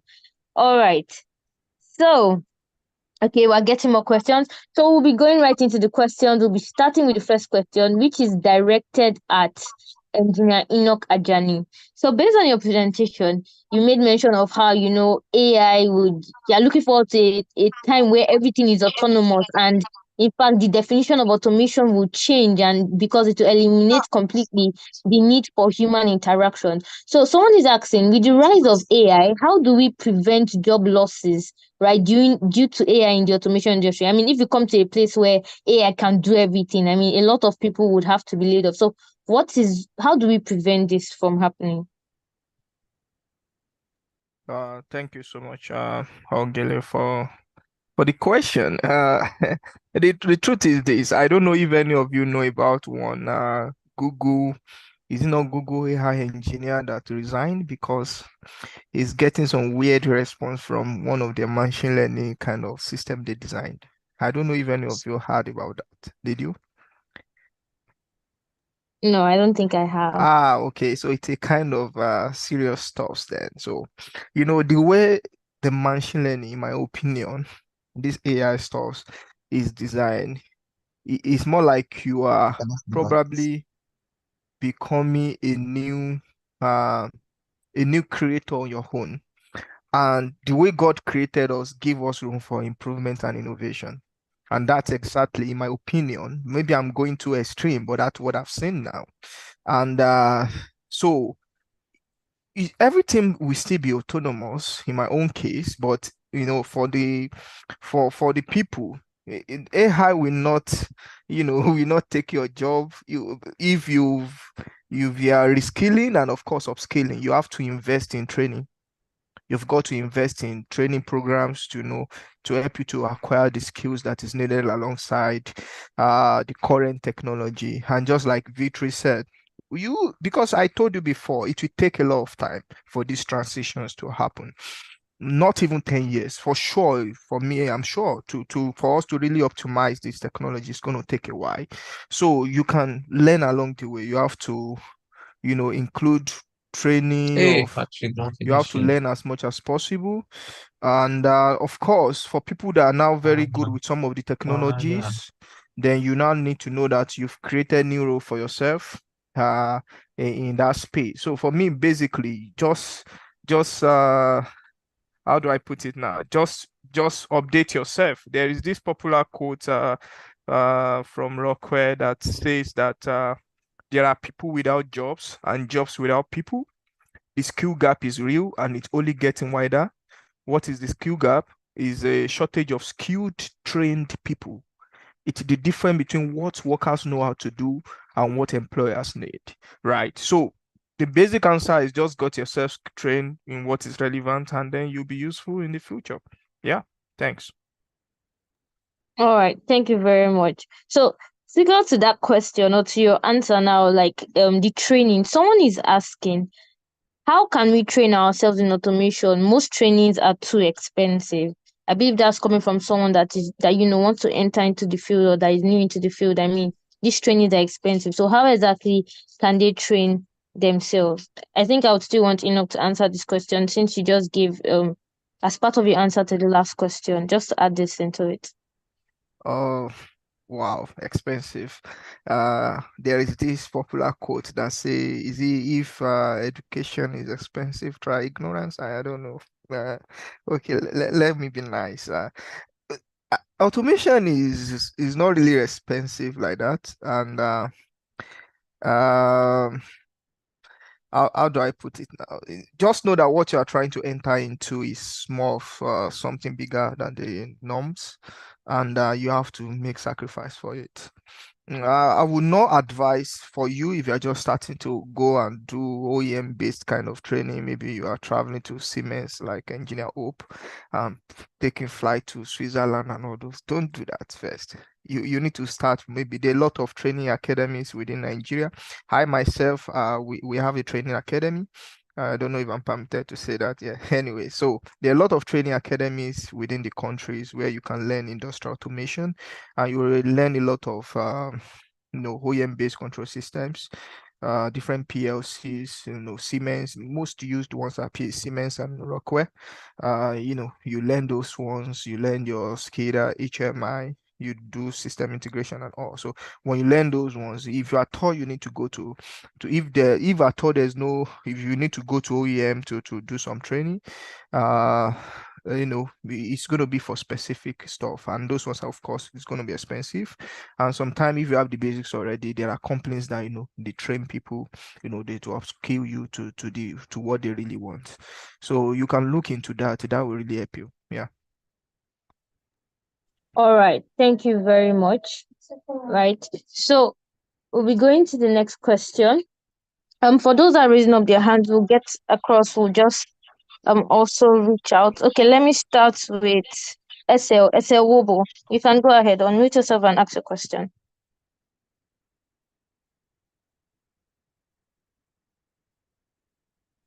SL, okay. Hi. Good evening, everybody. Glad to be here. Although I joined late, but I was able to catch up with them. I think the second speaker also, last speaker also. So my question is it's a bit complex because I'm totally new to automation, and when I landed my first job, I was posted to work as a GPS operator, and it's been a wonderful experience, quite frankly. But my first degree is petroleum and gas engineering. So most times you get to do a lot of troubleshooting, get to understand the PLC, GPS, networking. So everything is like a movie to me. So I'm trying to connect you to that. So I really need more like a guidance of where do I start from? Because I've done a lot of personal courses, personal studying, but it's tough blending all of these things together, especially for the fact that I don't have 100% background in electrical engineering. So that's it.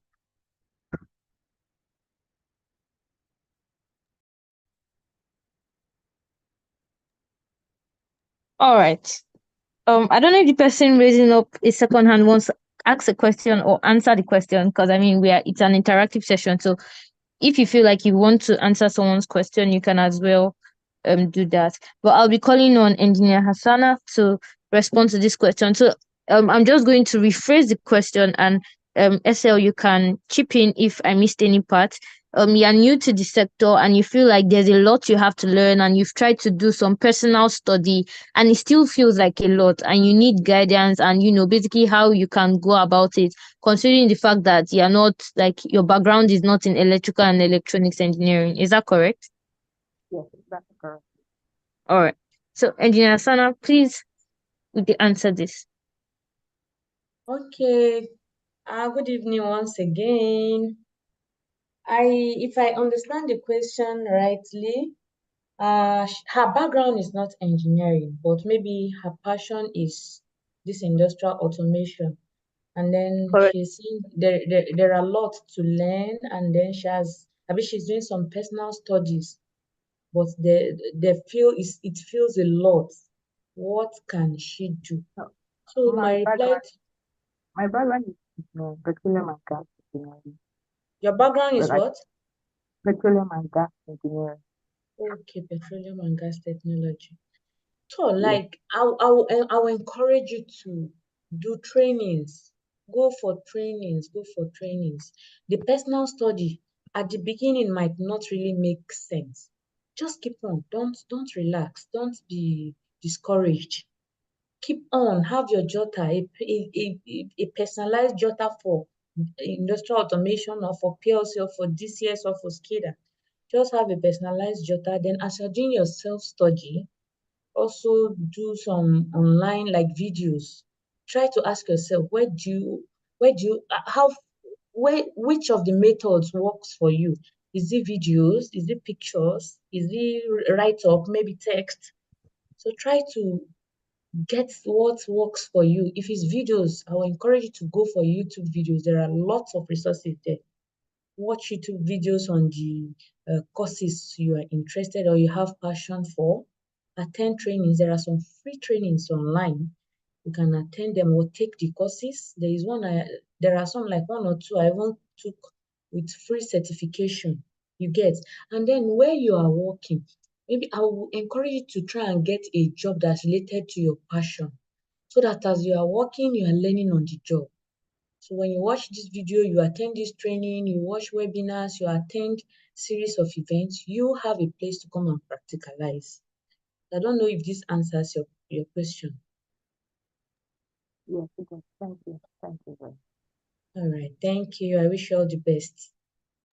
All right. Thank you very much. I would also like to chip in to the answer that Engineer Sana has already given. I think for me, a major point would be finding a mentor or someone like a personal connection that you can always reach out to for guidance during your journey. That has personally, really helped me in my own journey, and I believe, and trust me, people ahead in the field are always willing to help out people that are coming up. That's something I've experienced personally, and I believe that everyone can also benefit from that. So we're getting a lot of questions and we don't have much time, so I'm going to try my best to group the questions. So I'm getting a lot of questions from people that are new into the field, right? Someone says, I am new to automation, just about to delve into it, kindly advise. Another person says, as a fresh graduate delving into automation, what should be my roadmap toward becoming an expert in automation for industrial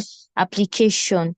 Right. Another person is asking Engineer Enoch about the academy, if he can give more details. That's also relating to being new into the field. So I just want one of our speakers to just talk holistically to people that are maybe fresh graduates or people that are coming into the field. What's their advice? Someone also says, what is the advice to the new automation engineers? I mean, those that just came out from a training institution, or those that are those who are about to get into the system. So there are a lot of questions around that.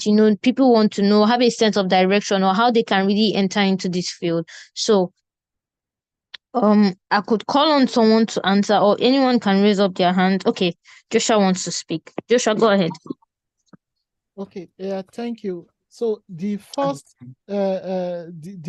advice I would give for those that just finished their training of university or technical training and want to come into automation is first to identify yourself with a body. For instance, we have a ISA Nigeria, So there you will have the luxury of privilege to meet with someone like Dakbo and the rest. So there you can talk, you can get a direct guides on how to go about the key steps you need to take. That is one first step. And secondly, you can start by doing. Like you don't need to buy a physical PLC in order for you to start learning how to program. There are software that you simulate that can guide you on maybe you can set up this software simulation softwares, program, and like for instance the Codesys, for instance, the Codesys, everything is free. Everything, both the programming, the HMI development, the programming environment, the motion, everything is free, and you can equally integrate it to factory IO and thereabout. So there are tools that are readily available. Ignition too is equally free. If you are looking at joining getting some experience in terms of SCADA development, unlike Siemens WinCC or Factory Talk that you need to pay through your notes to get, you have Ignition free for you to get your hands on, and it's a daily basis. You keep improving, not just doing one today and going for a break for the next 1 month. By the time you come back, you are back again, even far worse than when you started. So ensure that you make concerted effort daily, that today you write one line of code, today you learn how to implement, for instance, the direct online starter, motor starter.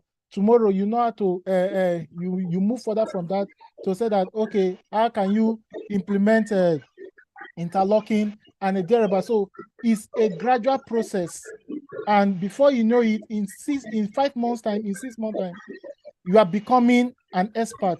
Thank you. All right. Thank you very much. Thank you so much for that response. I believe everyone that has listened has gained from that. The emphasis for me was start by doing. And he said that there are free softwares. If you could just help us list out these softwares in the chat section so that they could, be able to search for them and get them on their systems to start practicing with. I believe that will be very helpful. Victory, you can go ahead and, I believe you want to answer the same question. Let me just add this to what the question that already exists. So someone says, and I believe this also relates, in energy companies, what are the skills and knowledge needed to acquire in the field? I mean, with new automation coming out every year, how can we know which program to learn that will span the industry for a long time? So you can couple this with the answer you want to give. Okay, so first thing, I will just tell you a little bit of my background, how I've started, and I think it will help provide answers to all the upcoming engineers and how to get started and everything, even that lady, everything. So firstly, when I started, I told you I worked in a bank after NYSC, so I was in a bank. So, but then I knew I wanted to do engineering and all, so I resigned, and I was earning a good salary in the bank, and I resigned, and I went for automation training. I was earning nothing. So after the training, I had to reach out to some people on LinkedIn. LinkedIn is a powerful tool. LinkedIn bridged the gap. I reached out to many people on LinkedIn, and I had to go for a secure internship as a new engineer in the field. Internship. When I got internship, my salary was 30,000, and I was living on 30,000 for a month. I did not care about the salary. I wanted to learn. So after your training, you will not look for a big company and not pay 300,000. No, go for an internship. Even if it's unpaid, get a place to learn. See, knowledge at the start of your career, money is not what is important. Get the knowledge. Yeah, so you have to go for the internship to get knowledge about automation and learn technologies. So the person that is saying what to learn and everything and how to learn, before I started even working on Ray PLC, I got courses from Udemy. There are PLC courses and SCADA courses. There's a course there by a guy. You learn 5 PLCs just from that course. There are courses for you to learn. Udemy is not so expensive. So even if you cannot go to automation school, Udemy is there for you. YouTube is there for you. You can also get those trainings. And then from there, you start building your networks. Like I said, the first thing, the most important thing for early starters is knowledge, how to do things in automation. And then the other person is saying, what are the things to learn to stay relevant? Yes, there's so many things, but I'll just tell you quick one. The basic for PLC, the basic you need to learn right now. Siemens and Rockwell, just learn it, the basic.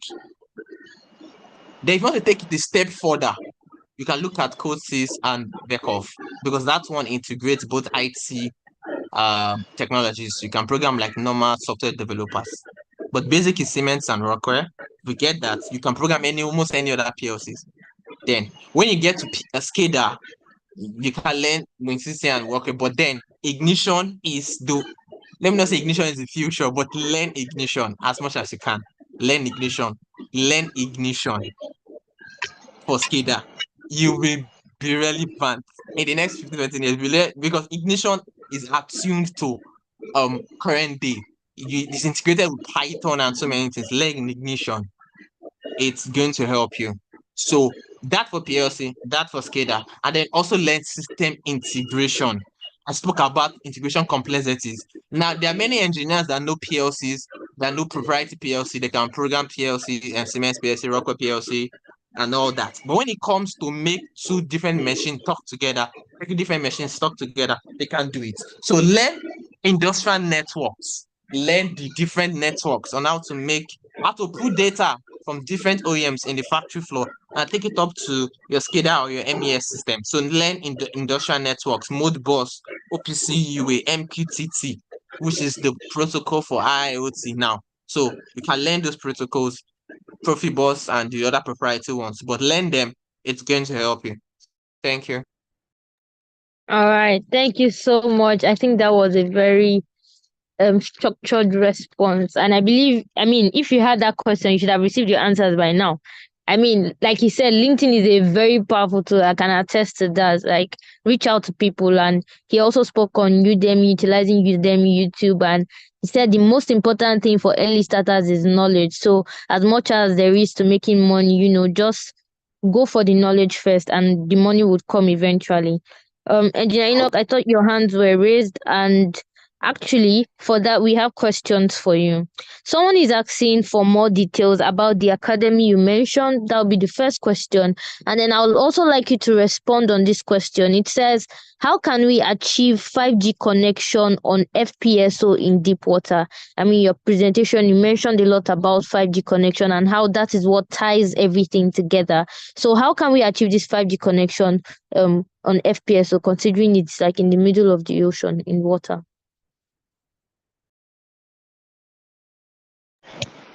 Okay. Well, for the 5G, to be fair, in FPSO for the floating production, storage, and offloading, I've not seen anybody that have achieved that, but actually it is possible, I believe, because you are just possibly doing satellite communications and all.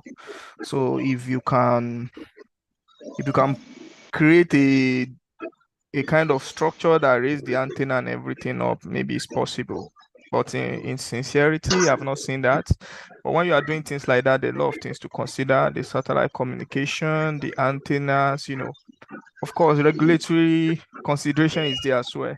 We have to be sure if there is a compliance that kind of thing will be available there. Because most FPSO that I have seen normally have issues with network, right? It's only the FPSO I am now, that have a very great network, and that's because they're also using this new Elon Musk internet. I forgot the name now. There's this new fantastic Starlink? network. Yeah, Starlink, because we have Starlink. Starlink here. So that's why I have a very awesome internet. I download even softwares on board.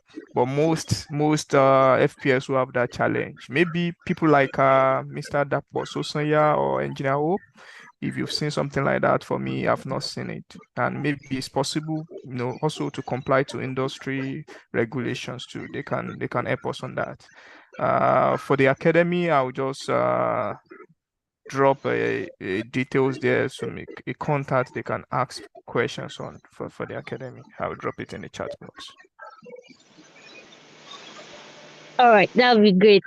So, from what Enoch has said, do you have anything to say on the question of 5G connection as relates to FPSO in deep water? How do you see that being able to be achieved?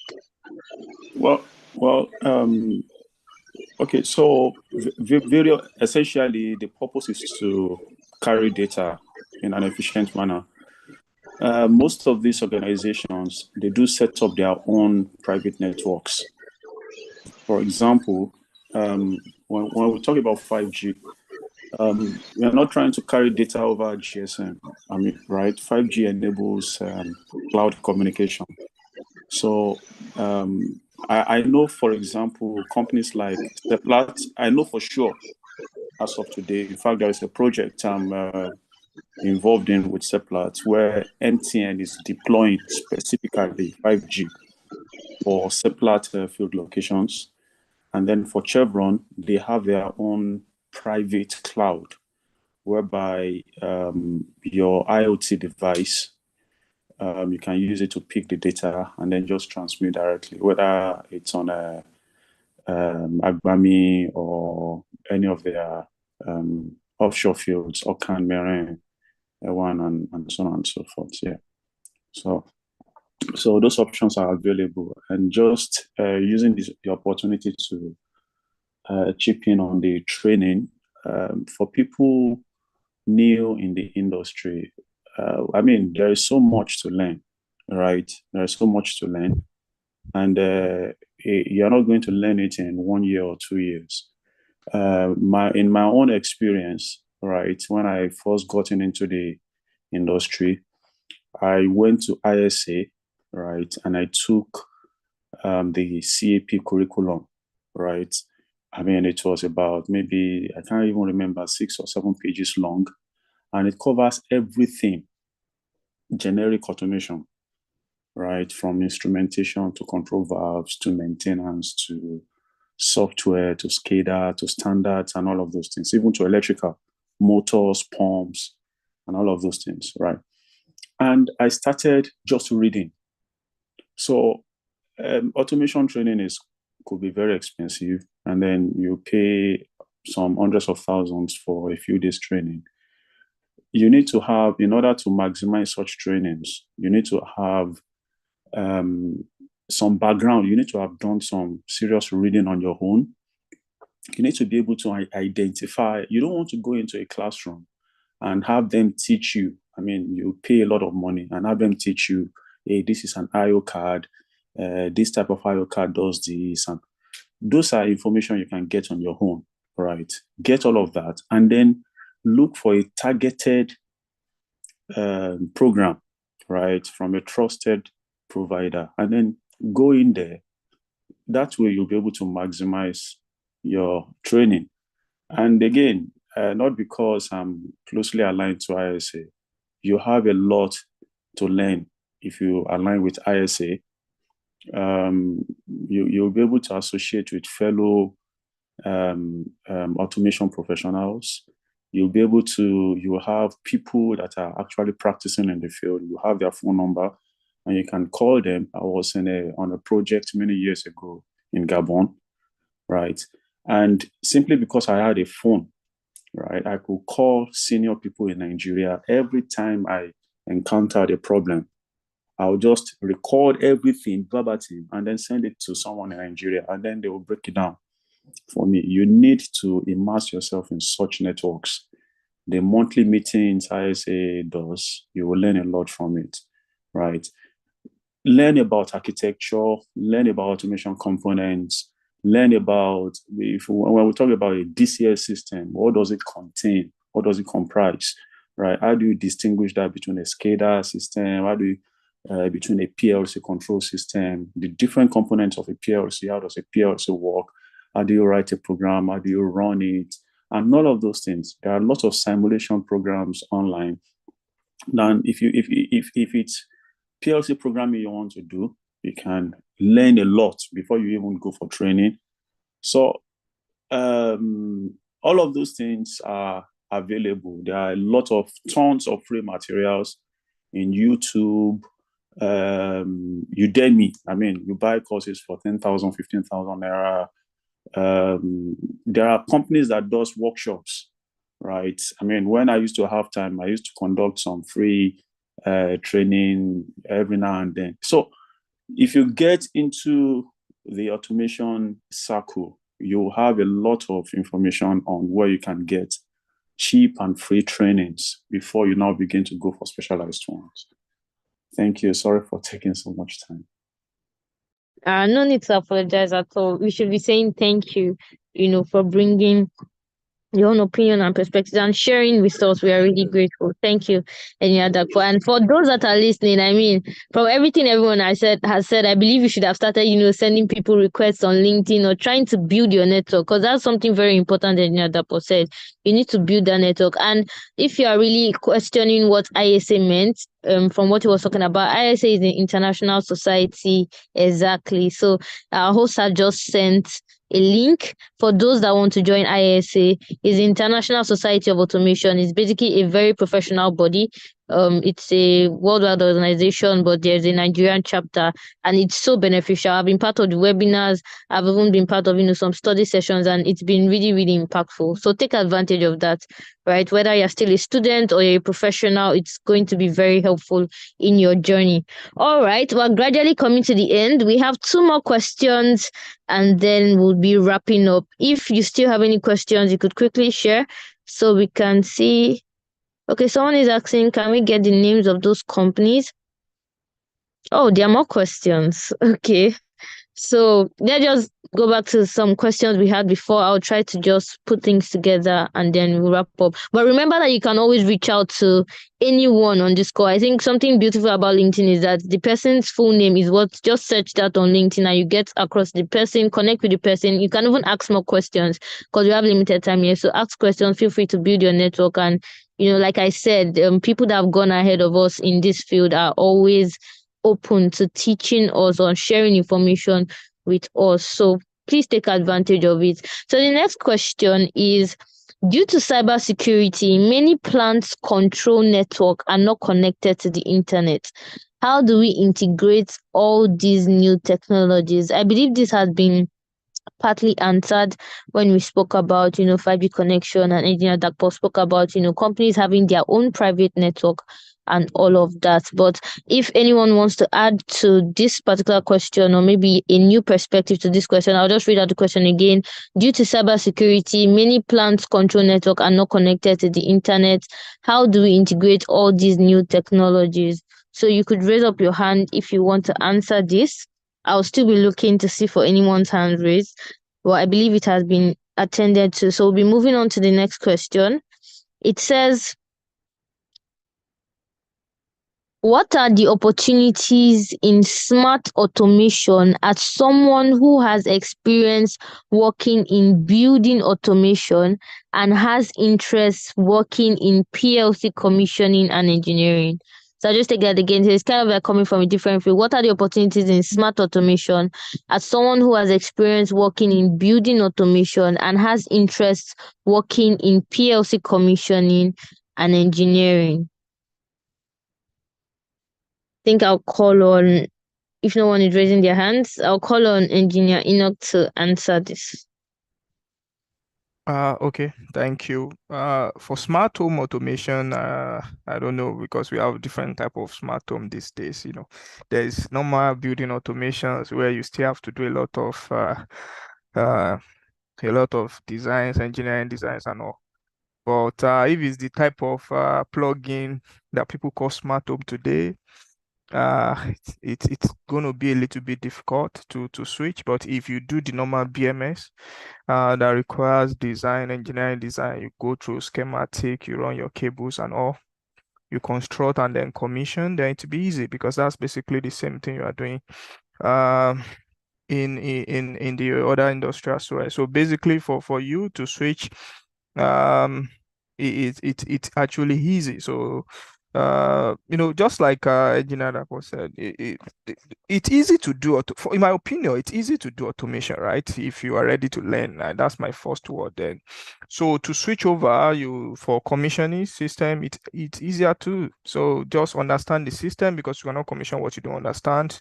You need to learn some commissioning processes. For instance, there are commissioning dossiers, and that's commissioning books. Like we have the control narratives, all these high-level list, signal list. We've got to know how to do schematic reading, be able to read schematic, interpret drawings, P&ID, and all those things. And then, of course, you need to be very good to be a commissioning engineer because you have to edit systems and all. I was privileged to commission almost all the sub packages for Dangote fertilizer in Lagos. I commissioned all these for packages except for Schneider. And I can tell you categorically, you have to be good because even on site, there are new implementations that the client will need that we now have to become an as-built. And if you are not good in understanding something, you cannot edit somebody else's program and add an adjustment to it. So if you've been doing BMS before, it will be a good edge for you because already you have some understanding like schematic reading, you follow engineering designs and all. But if not, then you have to start. For me, it's better to start from beginning, understand all these things, then to make your commissioning process easy. Yeah, thanks. All right, thank you so much. I believe that answers the person's questions. I see that we're already sending LinkedIn links to connect on LinkedIn with one another. I think that's really awesome. So we're gradually getting to the end, or we're already at the end. We'll just be having a closing remark from our host. I think personally for me, this has been an amazing session. I believe I've learned so much, from this session. I just want us to, use one word to really express how this session has been. You could put that in the chat box. I mean, for me to be impactful or amazing, what's that word for you? How did you enjoy yourself? Were you able to learn a lot? I mean, you've met new people as well. You've heard perspectives from people that have 8 years of experience, 7 years of experience, 20 years of experience in this industry. I think that's a very, very good word. So I'll just be calling on the host, Engineer Hope, to give his closing remarks as we bring this session to an end. Okay, Samuel says All right. awesome. Okay. Thank you everyone for joining this meeting. So the reason for this meeting is just for us to learn from one another. When I started automation, it was quite difficult because we had very few automation engineers. But one of the things that spurred me, especially, was when my boss pushed me to the field and left me there. I was in the field for 1 month without results. Honestly, I could remember. Maybe Enoch might not remember. I remember asking Enoch if my boss was sending me a support for that particular job, and Enoch told me no. Then I realized that then I had to put in so much to ensure that I deliver that project. And that was my first project. And maybe I broke that ice. That was everything for me. Since then, I've been working on everything. So in starting automation, one of the things you should know that you have to read a lot. You have to learn a lot. And it's good to also have a network. And that's why you have to be a member of ISA. You have to attend meetings like this. I've gone to sites where I had to call colleagues, please, I have this issue, I have that issue, and we all put heads together, and at the end of the day, we get to resolve the issue. And I can also remember early when I started, I could remember spending up to 8 hours just standing in front of a panel, trying to troubleshoot something. Someone just came, and that was resolved in about an hour because so getting to collaborate with people helps to reduce your time in terms of troubleshooting. I've also learned that you have to read, you have to upskill yourself, you have to learn a lot. Even till now, I can't say I'm an expert or because I read every day. I try to do 1 or 2 courses at least every month for myself. So thank to everyone who has joined this meeting. I hope you took note of everything everyone has said as well. I'll send a link. I've also dropped the ISA link for those who want to join ISA. I think Joshua just dropped as well, and he has also dropped. So there are a lot of free things online to study. But the thing, if you're starting, I would prefer you have someone who is a mentor, someone who can guide you, so that you don't study things that you might not appreciate. So it's good to have someone who can guide you and say, okay, you need to start from here. And also, based on the industry you're working on, some of the device you're working on, you might want to also learn about them as well. And so it's good to always join communities like this.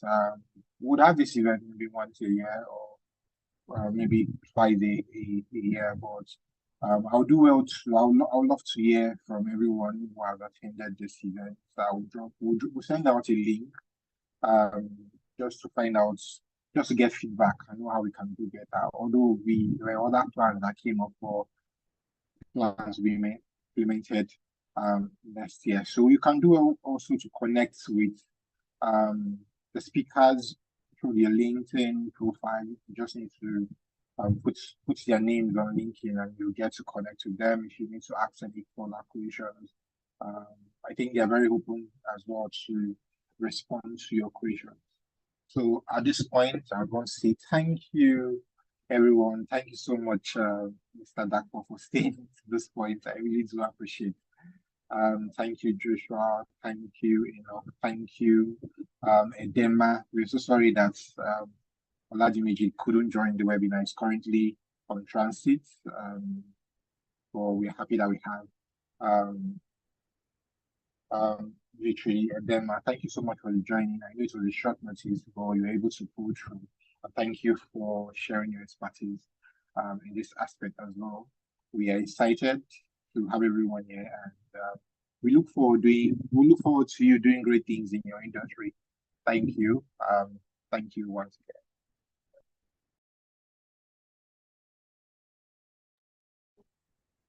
All right. So, yeah, said it all. Thank you, everyone. I can see the comments coming in. Someone says the session was interesting, impactful, eye-opening. Samuel says awesome. Victor says eye-opening. Same thing with Charles. So thank you so much, everyone. Like he has said, you can connect with any of the speakers. In fact, anyone, right? You can connect with a fellow member or participant, and you guys can grow together. So the field is quite large. So connect, join, find mentors and all of that. And thank you for joining once more. And do have an amazing rest of the day and a productive week. Thank you, everyone.